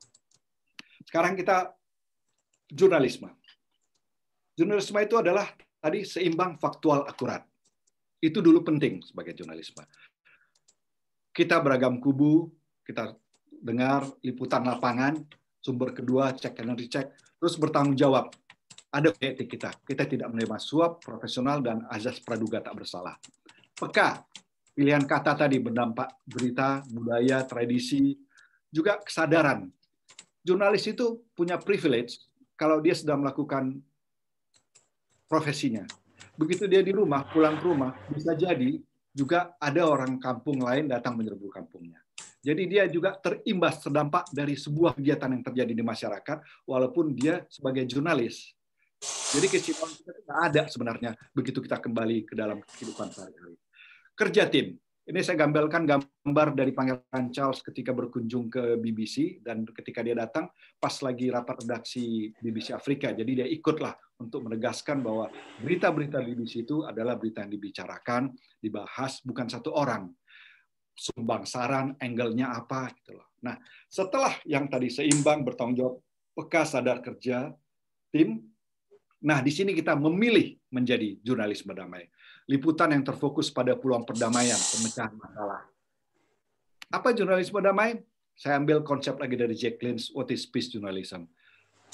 Mengkaji latar belakangnya terbentuknya konflik. Tadi udah kita bahas. Apa yang menyebabkan konflik itu? Dan kita lihat dari semua pihak, bukan hanya 1-2. Memberi ruang bagi pandangan semua yang terlibat dan pada semua tingkatan. Kita juga mewawancari anak sekolah atau anak-anak yang dulu bisa menyeberang sungai main, sekarang nggak bisa lagi. Selama kita memenuhi jurnalisme yang sebelumnya tadi, kode etiknya, bahwa kalau wawancarai anak-anak, iya, dapat izin orang tuanya atau didampingin orang tuanya. Tapi semua pihak kita dengar. Kemudian menawarkan gagasan-gagasan kreatif untuk penyelesaian konflik. Tadi Mas Baskoro bilang storytelling tentang wayang. Misalnya menggunakan wayang, pertunjukan wayang untuk mendamaikan. Jadi jurnalisme damai ini bukan hanya berjarak kepada peristiwanya, konflik. Dia ada di dalam itu, dan kemudian mencari peluang-peluang sehingga orang melihat bahwa kekerasan bukan jalan untuk menyelesaikan masalah, tapi tanggapan-tanggapan non-kekerasan.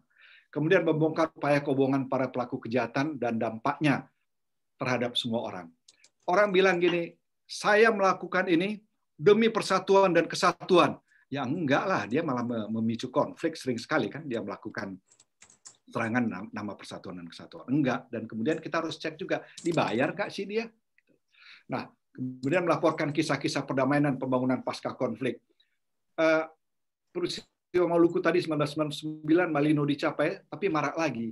2004-2011. Mungkin kita lupa untuk memberitakan lagi tentang menjaga perdamaian, pembangunan pasca konflik.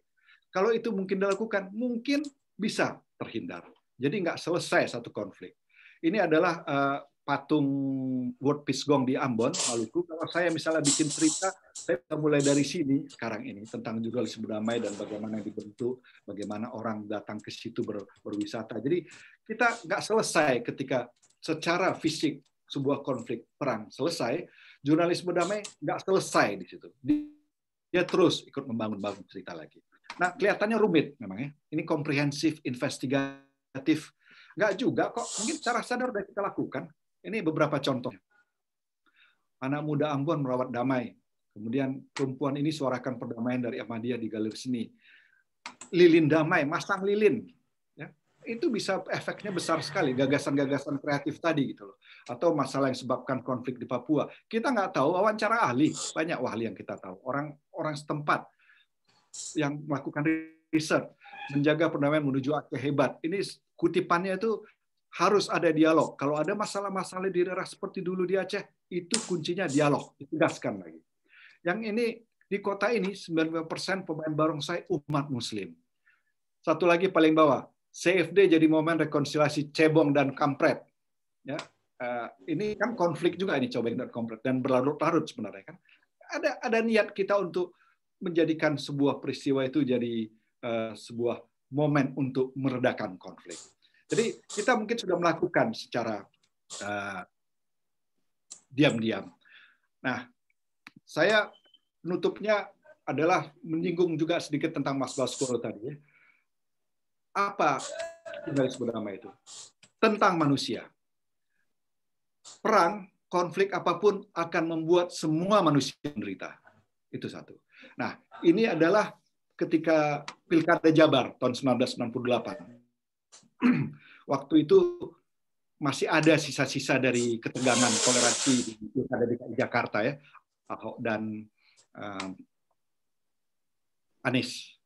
Nah, dari unjuk rasa besar yang di Jakarta itu berapa kali ada orang dari Jawa Barat datang yang nggak ada urusannya sebenarnya kan, orang dari Jawa Barat itu pergi ikut unjuk rasa ke Jakarta. Ini Bapak yang dua di samping saya itu adalah yang datang ke sana langsung. 3.000, hampir 4.000 orang datang dari kawasan Jawa Barat. Jadi mereka datang ke Jakarta, dan yang satu yang agak muda itu, dia mengatakan dengan bangga, saya paling depan waktu itu. Nah, itu mereka umumnya berasal dari Indramayu, kemudian Majalengka, dan Jatiwangi, sekitar itulah kira-kira. Jadi saya ke sana untuk melihat mereka. Yang 4 ini adalah anak muda pemilih yang pertama. Nah, jadi mereka pertama kali pemilih waktu itu. Nah, saya mau cerita saya tentang manusia, bukan mempertemukan 4 calon. Ya, Aher, Ridwan Kamil, sama Deddy Miswar. Ya. Bukan itu, bukan program apa, adu program, enggak. Saya mau tentang manusia aja. Jadi saya ke Indramayu dan bertemu sama mereka. Kedua, jurnalisme itu tentang real people. Mereka yang terlibat. Mereka yang mencoblos pertama kali. Kemudian bapak-bapak ini yang dulu sempat menyuarakan suaranya tentang pemimpin yang baik, yang saleh ke Jakarta. Datang mereka ke Jakarta walaupun itu nggak ada urusannya lagi sebenarnya tentang sama mereka kan. Kemudian dia berbasis lokal komunitas. Bagaimana antara komunitas yang satu dengan komunitas yang lain berhubungan antara satu masyarakat dengan masyarakat yang lain. Itu kita jabarkan juga supaya untuk mendapat bagaimana reaksi komunitas itu terhadap konflik. Satu lagi campur tangan. Dalam peristiwa ini saya tanda petik udah campur tangan misalnya. Jadi kan biasa kita masyarakat kita patronizing lah ya, orang muda, orang tua mengasih tahu ini loh yang baik, ini loh yang baik. Jadi ada saatnya saya berpihak ke mereka, anak-anak muda ini, kalian enggak, ini saya mau dengar pendapat kalian, jangan khawatir, ungkapkan saja. Saya harus membuat sebuah kondisi bercampur tangan supaya mereka tenang dan nyaman menyampaikan pendapat mereka, dan mereka 1-2 itu mengatakan nggak ada urusannya pemilu sama pilkada. Ada yang satu bilang, menit lagi, Bung Mister. Ridwan Kamil, jadi ya, Ridwan Kamil ya udah nggak ada masalahnya gitu loh. Jadi saya dalam tanda petik campur tangan, intervensionis itu jurnalisme damai. Dari semuanya itu saya juga minta 2 menit, Mas Bur. Jadi saya juga ke Jatiwangi, ada namanya Jatiwangi Art Factory. Itu pusat seni yang mereka berniat merendahkan ketegangan menjelang Pilkada Jabar waktu itu. Salah satu acaranya adalah debat calo, bukan calon. Calo-calo itu mereka kumpulin, dan salah satu tugas calonnya itu adalah mengungkapkan apa kehebatan calonnya, tapi apa kelemahan calo mereka. Jadi cair. Menarik. Pulang dari sini, salah satu laporan saya adalah virus intoleransi Jakarta tidak menyebar ke Pilkada Jawa Barat. Dan ini foto ibu-ibu itu, mereka itu hanya mensukseskan supaya orang pada hari pemungutan suara, oke, kamu ke sawah, tapi sempatkan untuk nyoblos. Datanglah ke tempat pemungutan suara. Jadi mereka itu ada pendukung Deddy Miswar, ada pendukung Ridwan Kamil, tapi ya udah sama-sama ketawa-ketawa, senang-senang gitu. Nah, saya tidak mengatakan laporan virus intoleransi Jakarta tidak menyebar ke Pilkada Jawa Barat adalah laporan yang bagus, bukan sama sekali. Yang saya mau katakan adalah saya memilih menjadi jurnalis damai ketika ada peluang-peluang intoleransi yang mungkin tersebar dari satu tempat ke tempat yang lain. Itu dia, sebuah pilihan jurnalisme damai.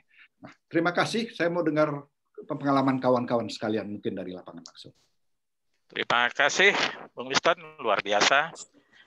Baik, teman-teman, saya sudah menerima beberapa pertanyaan ini ya. Saya bacakan. Tapi sebelum itu kembali saya ingatkan kepada peserta supaya mengisi daftar temu, ya, daftar hadir, dan juga mengisi kuesioner yang sudah disiapkan oleh panitia ya. Baik, yang pertama pertanyaan dari Pak Arham ya, dari TPRI. Pertanyaannya, dari penjelasan Bung Baskoro, ya, contoh teh pucuk tadi menggelontorkan dana 300 miliar ya, untuk mengubah brand image. Kemudian bagaimana ya, supaya itu kan lebih kepada padat modal ya. Bagaimana kemudian kita bisa melakukannya dengan tanpa modal atau dengan sedikit sekali pengeluaran gitu. Itu yang pertama ya. Kemudian pertanyaan kepada Bung Liston, bagaimana peran seorang jurnalis di daerah konflik untuk meliput pada dua daerah konflik sehingga si jurnalis tadi tidak dicurigai sebagai mata-mata. Mungkin itu dulu, nanti yang lain akan saya bacakan pertanyaannya. Silakan Mas Baskoro dulu, baru kemudian Bung Liston. Terima kasih. Terima kasih, Mas Gur. Terima kasih juga atas pertanyaan dari Bung Ham nih ya, dari TPRI kelihatannya ya. Soal teh pucuk ya. Pertama saya harus menggarisbawahi dulu bahwa pasar teh Indonesia itu sangat besar betul ya. Indonesia juga salah satu negara pengekspor teh yang paling besar ya, juga peminum paling besar.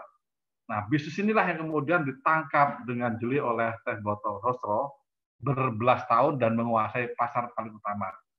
Nah, ketika sudah mapan ini, maka muncullah yang pesaing yang teh pucuk harum dengan memakai storytelling. Jadi di sini bukan berarti kemudian dia bisa. Saya yakin bahwa modal besar itu banyak, tetapi tanpa storytelling itu yang kuat, dia belum tentu bisa mengalahkan teh Rostro. Jadi untuk mendukung storytelling itu kemana-mana, dia memakai kemudian modal besar. Dan memang faktanya kemudian berhasil. Karena kemudian sampai 2 tahun silam, pangsa teh Rostro itu tinggal 50%. Bayangin, 50% digerogoti. Nah, pertanyaannya kemudian, apakah sekarang bisa memakai modal tidak sebesar itu? Saya harus menjawab bahwa tentu saja bisa. Karena 10 tahun silam itu, kita belum mengenal dunia media sosial yang demikian dahsyat. Kita belum mengenal bagaimana kekuatan dari Facebook segala macam, saya kira belum maksimal. Nah, sebetulnya itulah sekarang yang sudah terjadi pada bisnis kita sekarang. Sehingga kalau kita melihat survei misalnya, orang tidak lagi menjadikan pilihan TV sebagai yang utama misalnya, tetapi media sosial. Dan itu sebabnya Facebook bisa demikian murah ya. Facebook bisa demikian murah, bahkan hanya dengan dana 50.000, 100.000 kita bisa beriklan di Facebook, luar biasa betul. Dengan di Facebook kita bisa memilih siapa misalnya pasaran kita. Jadi saya kira kalau dana sekarang 309 itu dipakai sekarang itu bisa besar betul. Jadi apa intinya? Tentu saja bisa sekarang dengan dana tidak besar kita memakai media lain untuk mempromosikan. Itu bisa sekali. Karena apa? Karena ada media Facebook, ada media YouTube yang dananya bisa tidak harus miliaran, tetapi bisa memakai yang efektif juga. Tetapi saya di sini ingin menggarisbawahi bahwa kekuatan dana dan storytelling harus sama-sama seimbang. Tanpa storytelling yang bagus dan yang besar itu percuma saja. Ya. Tapi kalau tadi pertanyaannya dari Pak Arham, apakah bisa dana tidak besar? Tetap bisa karena media sekarang menggunakan plafon yang dengan dana sedikit pun bisa. Misalnya apa? Misalnya Pak Arham punya produk yang ditujukan buat anak-anak SMP. Pak Arham punya dana hanya sebesar 500.000. Anda bisa memakai media sosial Facebook, dan Facebook akan menyediakan bahwa pembaca yang akan mengakses produk Anda itu adalah hanya anak SMP. Usianya sekian, bisa, itu bisa. Itu jawaban saya buat Pak Arham. Terima kasih, Pak Mas. Terima kasih, Bung Liston. Lanjutkan. Ya, mungkin ini adalah secara umum jurnalis itu harus seimbang ya. Jadi ada reportnya mungkin kalau di daerah itu kadang-kadang wartawannya dikenal secara pribadi ya, bahwa oh ini orang sana, orang sini ya, dapat tuduhan gitu, kadang-kadang dapat label sudah dari masyarakat. Itu repot memang. Tapi ada beberapa petunjuk-petunjuk tentang keamanan jurnalis, itu satu lain kalau ke daerah konflik. Saran saya adalah berbasis lokal komunitas. Kita memahami komunitasnya. Jadi kita tahu kalau ada konflik, mungkin kita nggak langsung datang, tapi kita sudah punya kontak. Siapa di desa ini? Kepala sukunya, kepala adatnya, siapa di desa sana? Mungkin kita masuk lewat jalur situ, sehingga kita bisa tidak dicurigai tiba-tiba langsung datang.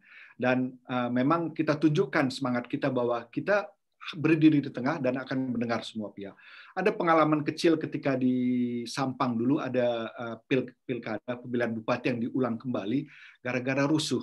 Saya Sampang suasana panas ya Sampangnya. Nah, itu secara praktis saya lakukan gitu loh. Jadi saya bertemu dengan ulama dari yang satu dan ulama yang satu lagi sebelum saya kemudian bertemu dengan orang-orang di lapangannya. Jadi dapatkan dulu siapa itu tadi sensitif terhadap komunitas. Dapatkan dulu siapa yang kira-kira bisa mengatakan kepada orang-orang itu yang masih panas, masih emosi, ini orang adalah wartawan dan dia mau mendengar suara kita. Juga salah satu yang itu lagi. Itu Anda di daerah biasanya lebih paham itu saya pikir ya. Walaupun tadi itu ada label kekhawatiran bahwa sudah ada label Anda. Cuma pada akhirnya jurnalis ini juga pekerjaan lama, sebuah proses. Kalau kita terus seimbang, orang tahu kok kita seimbang. Tapi kalau kita tiba-tiba berpihak, apa enggak, butuh waktu lama untuk meningkatkan kredibilitas. Jadi saran saya adalah paling penting jaga keseimbangan kita, dan kemudian selalu dekati dulu simpul-simpul dari sebuah komunitas. Kalau konfliknya masih sangat tinggi, sehingga bisa mendapat kepercayaan dari kedua belah pihak. Mudah-mudahan menjawab. Terima kasih. Ini pertanyaan selanjutnya dari Ibu Sri Agustina dari Lampung Pos ya. Mau bertanya tentang deskripsi, ini mungkin ke Mas Baskoro ya. Deskripsi itu memakan space ya yang cukup panjang buat di media cetak, sehingga terkadang harus dipotong atau bagaimana. Nah, bagaimana caranya supaya membuat deskripsi yang tidak terlalu panjang, tapi kemudian pesan-pesan itu bisa tersampaikan gitu. Itu dari Sri Agustina ya dari Lampung Pos. Kemudian pertanyaan yang kedua ini dari Hairiah Lubis ya, dari Hairiah Lubis dari DAITP Medan ya. Pertanyaannya ke Mas Baskoro, apa yang harus dimiliki seorang wartawan sehingga bisa menjadi seorang penulis storytelling yang hebat? Kemudian bagaimana membuat cerita storytelling yang dapat menyentuh pembaca? Bagaimana memilih diksi yang tepat untuk storytelling? Kemudian untuk Bung Liston, apakah jurnalisme damai sama dengan solusi journalism? Kemudian bagaimana membuat berita jurnalisme damai yang menarik pembaca atau penonton? Karena biasanya orang lebih suka membaca atau berita yang penuh dengan sensasi. Mungkin itu dulu. Silakan ke mungkin Bung Liston dulu ya.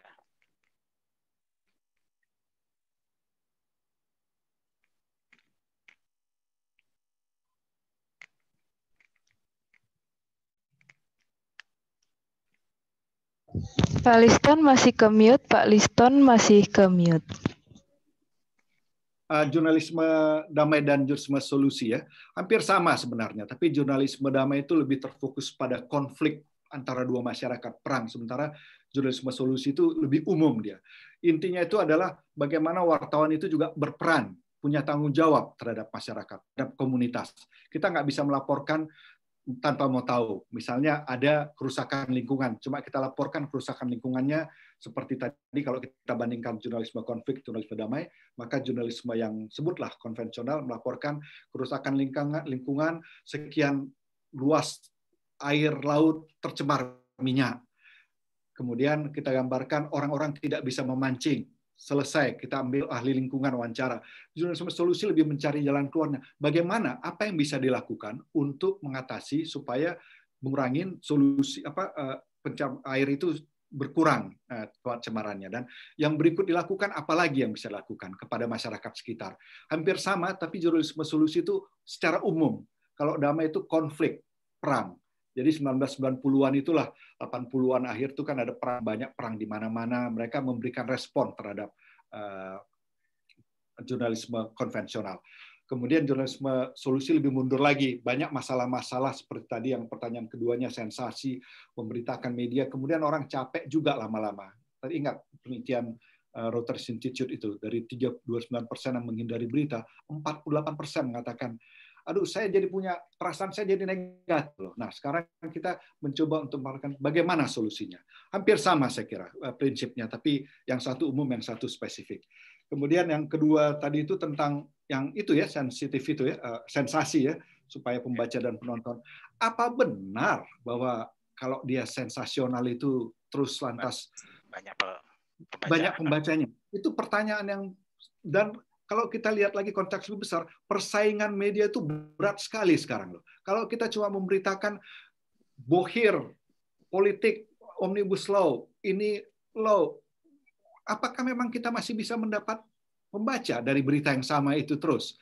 Dan itu terbukti tadi ada berita dari misalnya si Sultan yang menyuratin Jokowi, kemudian si Ganjar Pranowo, duduk yuk ngomonginnya pengusaha dan ini, itu tanda petik menarik juga nggak buat orang, saya pikir. Kita mungkin menggunakan persoalan istilah-istilah pendekatan yang sudah kita pelajari puluhan tahun dan mapan. Ini saatnya ada situasi media yang baru, iklim persaingan media yang baru lagi. Kita harus lebih kreatif, mencari jalan-jalan keluar yang lebih baik tadi. Misalnya tadi di salah satu berita itu mengatakan bagaimana orang mengungkapkan ekspresi seni untuk menyampaikan pesan damai dari Ahmadiyah. Saya kira berita itu menarik, saya kira banyak yang baca juga. Saya yakin sekali. Itu baru unik. Jadi kreativitas kita itu diundang malah untuk memberikan sebuah hal yang menyejukkan. Betul bahwa konflik selalu menjadi berita yang menarik, juga dalam storytelling katanya juga, dalam drama, dalam film, semuanya itu adalah basicnya. Tapi sekarang itu media sudah berubah. Iklimnya, beda sama sekali. Kita harus lebih kreatif dan jurnalisme damai itu membuat banyak kok yang dengar. Saya kok yakin bahwa media-media serius di sini misalnya, atau juga di Indonesia yang tidak provokatif, banyak kok masih. Mungkin yang paling besar mungkin jangan-jangan masih media-media yang tidak provokatif yang masih banyak audiensnya. Gimana? Apakah pendapat lain dari yang bertanya mungkin? Ya, terima kasih Bung Liston. Kembali ke Mas Baskoro, tadi ada pertanyaan ya, bagaimana membuat deskripsi yang lebih singkat tapi pesan-pesannya sampai, karena selama ini terbatas dengan space ya. Ketika wartawan mau atau jurnalis mau menulis tentang untuk menggambarkan situasi di lapangan atau situasi tertentu.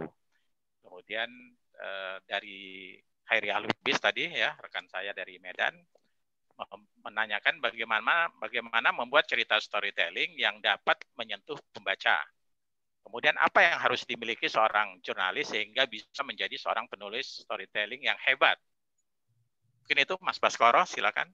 Oke, yang pertama dari Lampung soal keterbatasan ya ini. Nah ini saya akan berbagi pengalaman ya karena saya hampir 15 tahun di majalah Tempo dan hampir tiap minggu menulis laporan-laporan dengan gaya feature dan storytelling situ.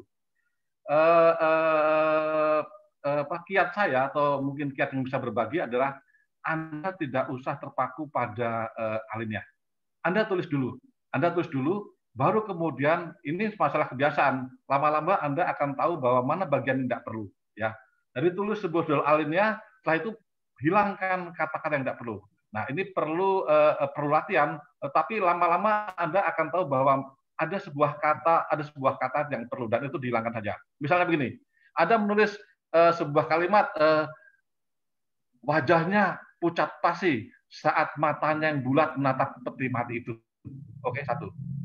Kepanjangan, Anda hilangkan aja kata pasti, sehingga tinggal wajahnya pucat saat matanya yang bulat. Nah, kata yang bulat hilangkan lagi. Wajahnya pucat saat matanya menatap peti mati. Itu sudah menghilangkan dua karakter. Nah, kebanyakan penulis itu banyak sekali membuat kata-kata yang tidak perlu.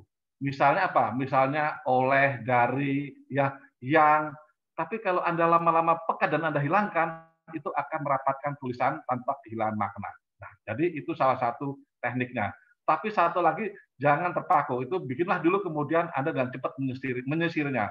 Jika Anda hilangkan satu kata kemudian tidak mengubah makna, itu sudah berhasil. Nah, saya sebetulnya bisa memberikan kiatnya lebih banyak, tapi mungkin bisa lain waktu atau Anda bisa email ke saya, nanti saya akan memberikan mana saja suku kata yang bisa dihilangkan sehingga sebuah kalimat tidak kehilangan makna dan tetap sampai pesannya.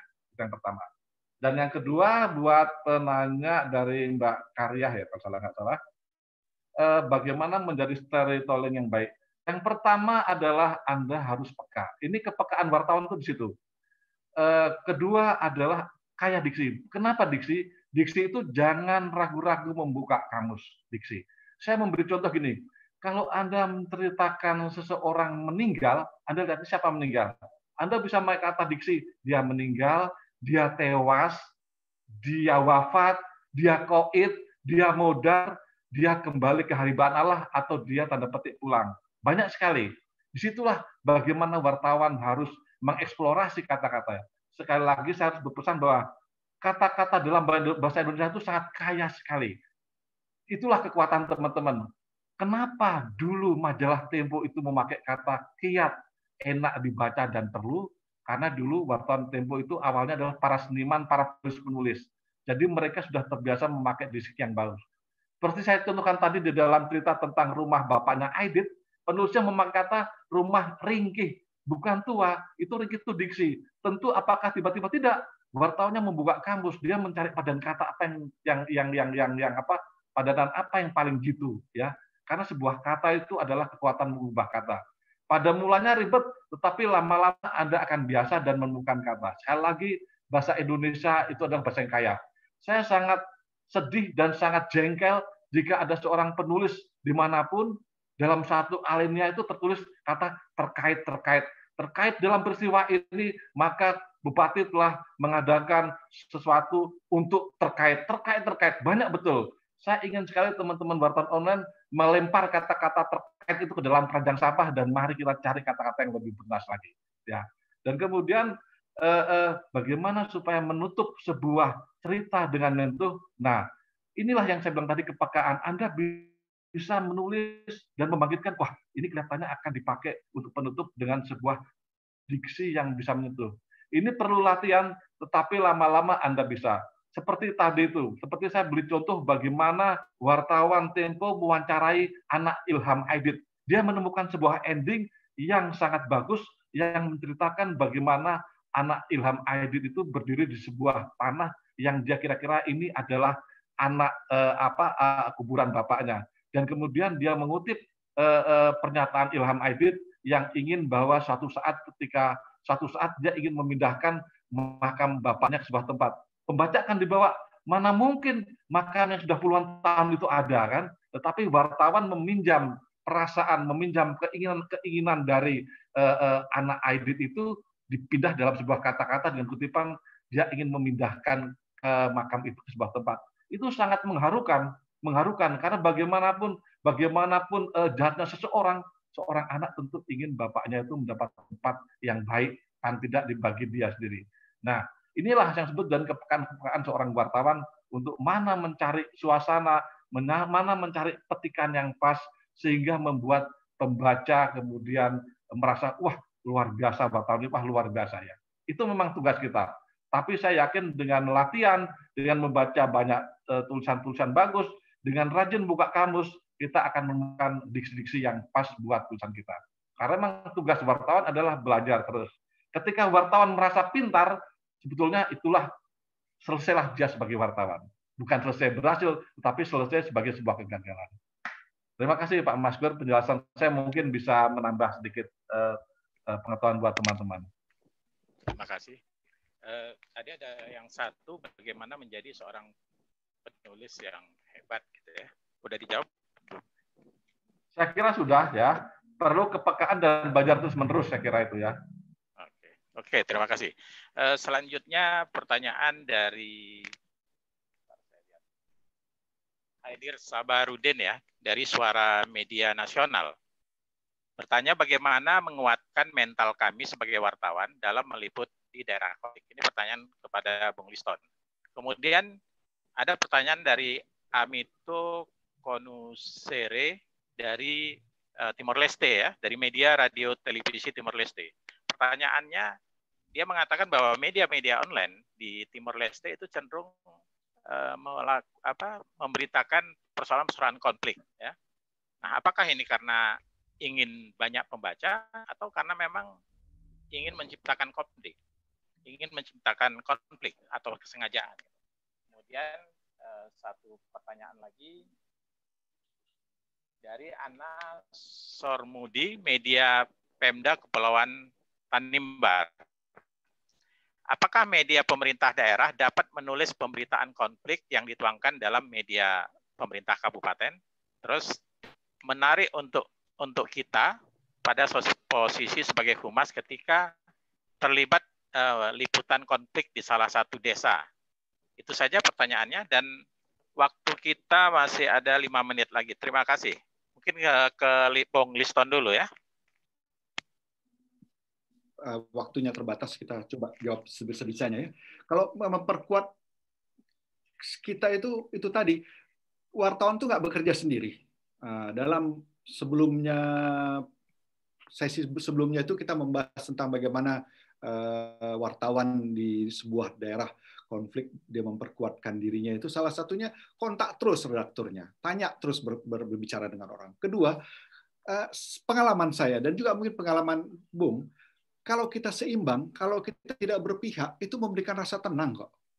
Gue sama siapa aja gue terima kok, gue bisa masuk kemana aja, gue nggak ada masalah, itu memberikan tenang. Tapi salah satu yang paling penting adalah buat saya pekerjaan wartawan yang mungkin kita suka lupa, bahwa kita bukan sendiri, kita punya redaktur, kita berdiskusi dengan redaktur, kita berdiskusi dengan kolega. Itu biasanya menolong, apalagi ketika Anda berada di tengah lapangan, di tengah konflik, kita manusia, kita bisa tertekan juga, kita bisa stres, kita bisa depresi. Wartawan bukan pahlawan yang nggak punya hati dan jiwa. Jadi saran saya adalah selalu ingat bahwa kita bukan bekerja sendiri, tapi sebuah tim yang selalu siap membantu kita. Dan seimbanglah, dapatkan informasi yang jelas tentang kedua belah kubu. Itu membuat kita agak tenang. Oh, yang ini, yang itu agak ini. Kelompok ini mungkin lebih bisa tenang, yang kelompok ini lebih agresif. Saya lebih hati-hati. Jadi menguasai lapangan dan bukan bekerja sendiri. Kemudian tadi yang di Timor Leste itu, saya kira memang ada tekanan yang kuat sekali dari persaingan media saat ini yang tadi juga bertanya ke Mas Baskoro harus pendek-pendek, singkat, dan clickbait ya, cepat-cepat mengklik ya. Mungkin ada tekanan untuk membuat supaya sensasional, konflik, kalimatnya agak panas gitu ya. Mungkin ada keinginan orang untuk mencari berita. Tapi saya juga berpendapat pada saat yang sama bahwa teori trik-trik itu sudah lama. Media itu juga berevolusi pelan-pelan. Apalagi dalam persaingan sekarang. Salah satu saya ingat lagi tadi penelitian di Reuters Institute itu, itu orang merasa negatif hatinya, nggak suka orang lama-lama. Kalau terus media sosial juga terus provokatif, koran juga provokatif, orang lama-lama capek. Pelan-pelan orang mulai mencari berita lagi yang lebih menenangkan. Itulah kenapa jurnalisme damai itu muncul sebagai reaksi terhadap masalah itu, bukan hanya menenangkan orang, bikin orang berpikir positif.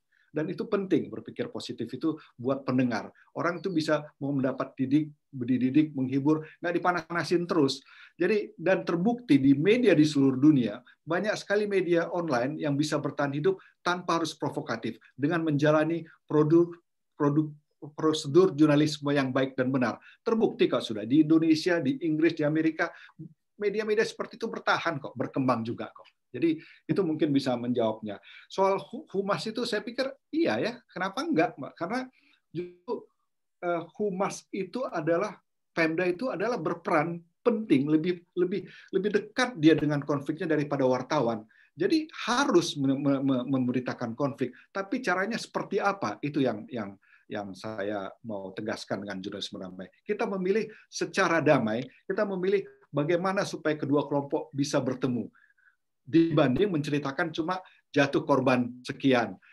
Ini kelompok ini terbakar rumahnya sekian. Daripada itu kita mencari pertemuan-pertemuan penting. Tips-tipsnya tadi yang seperti sudah saya bilang tuh tentang manusia, Mbak, tentang manusia. Laporkan bukan konfliknya, tapi dampaknya terhadap manusia. Kemudian juga kita campur tangan. Ada gagasan-gagasan kreatif yang bilang Jack Lynch. Misalnya di Jawa, wayang itu bisa mempersatukan semua orang, kisah wayang itu, cerita wayang. Dan mungkin di Kalimantan lain, di Sulawesi lain, dan atau soal simpel, kita sebagai humas mau bikin berita, kita kasih telepon kita kepada satu orang yang bermusuhan, kita kasih lagi ke yang satu lagi, dan mereka berbicara. Itu bisa juga jadi berita. Ada pertemuan komunikasi. Itu tips-tipsnya. Jadi angle-nya itu adalah kita mau melakukan sesuatu untuk mendukung perdamaian, untuk meyakinkan orang bahwa tanggapan-tanggapan kekerasan merugikan semua orang. Tadi saya lihat sebentar saya sambung sedikit Bang Maskur, Lili Nabs, jurnalisme itu netral, persis. Jadi Anda tadi kalau lihat presentasi saya, yang pertama saya katakan itu adalah jurnalisme seimbang, ya, seimbang, akurat, ada kode etiknya. Setelah itu baru kemudian Anda memikirkan, saya mau jadi jurnalisme damai dengan apa? Angle saya lain. Angle saya bukan dua orang bermusuhan yang seimbang saya laporkan. Angle saya adalah dua kubu atau tiga kubu yang mau berdamai dan tetap seimbang. Jadi ini pilihan, dan saya yakin dengan polarisasi politik yang semakin hari semakin kuat di mana-mana, jurnalis damai itu perlu kita pertimbangkan. Bukan berarti kita tidak lantas melaporkan hal-hal lain, tapi juga angle itu semakin relevan rasanya. Terima kasih, Bung Liston. Terima kasih juga, waktu kita memang sudah hampir mendekati akhir ini ya. Terima kasih banyak Mas Baskoro dan Bung Liston. Tadi ada permintaan maaf dari Direktur LPDS, Kang Hendrayana ya. Beliau kebetulan dengan Ibu Indri ada rapat dengan SKK Mega sehingga tidak bisa mengikuti acara ini sampai akhir. Baik, teman-teman para peserta, kembali saya ingatkan supaya mengisi daftar hadir ya sebelum kita menyelesaikan sesi ini. Mengisi daftar hadir dan mengisi kuesioner yang sudah disiapkan oleh panitia. Sekali lagi saya ucapkan terima kasih kepada teman-teman para peserta, kemudian terutama kepada narasumber ya, Bung Liston Siregar dan Mas Baskoro yang sudah memberikan banyak pengetahuan baru kepada kita ya, baik kepada tentang cara menulis ya tadi dari Mas Baskoro, dan bagaimana kita juga menulis laporan-laporan yang menghindari provokatif ya, sehingga kita tidak hanya menampilkan sesuatu yang berdarah-darah ya, atau memunculkan emosional yang berlebihan, atau menampilkan gambar-gambar yang sadisme ya, karena saya masih beberapa waktu yang lalu saya masih melihat ada satu korban pembunuhan dan itu ditampilkan fotonya sedang berdarah dan kepalanya hampir putus. Itu masih ada media yang seperti itu. Nah, ke depan mungkin kita yang sudah mengikuti sesi ini bisa lebih arif ya dalam menulis maupun melaporkan berita-berita yang kita dapatkan dari lapangan. Terima kasih banyak ya teman-teman semua. Pak Ya, Maskur, apa? kita mau foto bersama dulu. Oh ya, lupa saya. Iya. Ya, sebelum kita akhiri, kita foto bersama dulu ya. Terima kasih. Ya, untuk Mulai. Bapak-bapak, Ibu-ibu boleh dinyalakan videonya. Kita akan foto bersama dari halaman pertama dulu. Bu Ika mungkin mau dinyalakan videonya. Dan Bu Maria. Iya.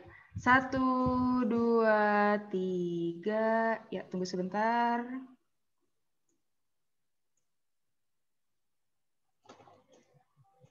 Lalu yang kedua, halaman kedua. Halaman pertama ulang. Halaman pertama udah, halaman pertama sudah. Oh, halaman pertama, oh Pahlai baru datang. Oke. 1, 2, 3. Ya, tunggu sebentar. Yang kedua, boleh dinyalakan videonya. Pak Aji, Pak Arham, Pak Nikolas, Pak Beni. Kita akan foto bersama? Ya, sebentar. 1. Ya, sudah dinyalakan semuanya? Sebentar ya. 1, 2, 3. 1, 2, 3. Tunggu sebentar. Selanjutnya halaman ketiga, boleh dinyalakan videonya Pak Albert Bad, Pak Sandi mungkin. Ingin dinyalakan videonya Pak Beni. Terus ada dari ada Humas Pemprov. Mbak Rita, oke. Sudah dinyalakan semuanya? Bentar ya. 1, 2, 3. Sekali lagi sebentar. Nah ya Pak Beni sebentar. Iya, foto bersama ya Pak sebentar. 1, 2, 3. 1, 2, 3. Sebentar ya. Iya sudah. Terima kasih Bapak-Bapak dan Ibu-Ibu. Untuk saya baru saja ngirimkan link folder materi dan dari Pak Listanto dan Pak Baskoro bisa dilihat, ada saya taruh di grup chat dan mohon untuk mengisi kuesionernya untuk membantu kami bahan ya Pak Listanto. Listanto lain lagi. Untuk mengisi kuesionernya yang sudah ada di grup chat dan daftar hadir juga karena masih baru ada 38 yang belum mengisi, silakan diisi dahulu.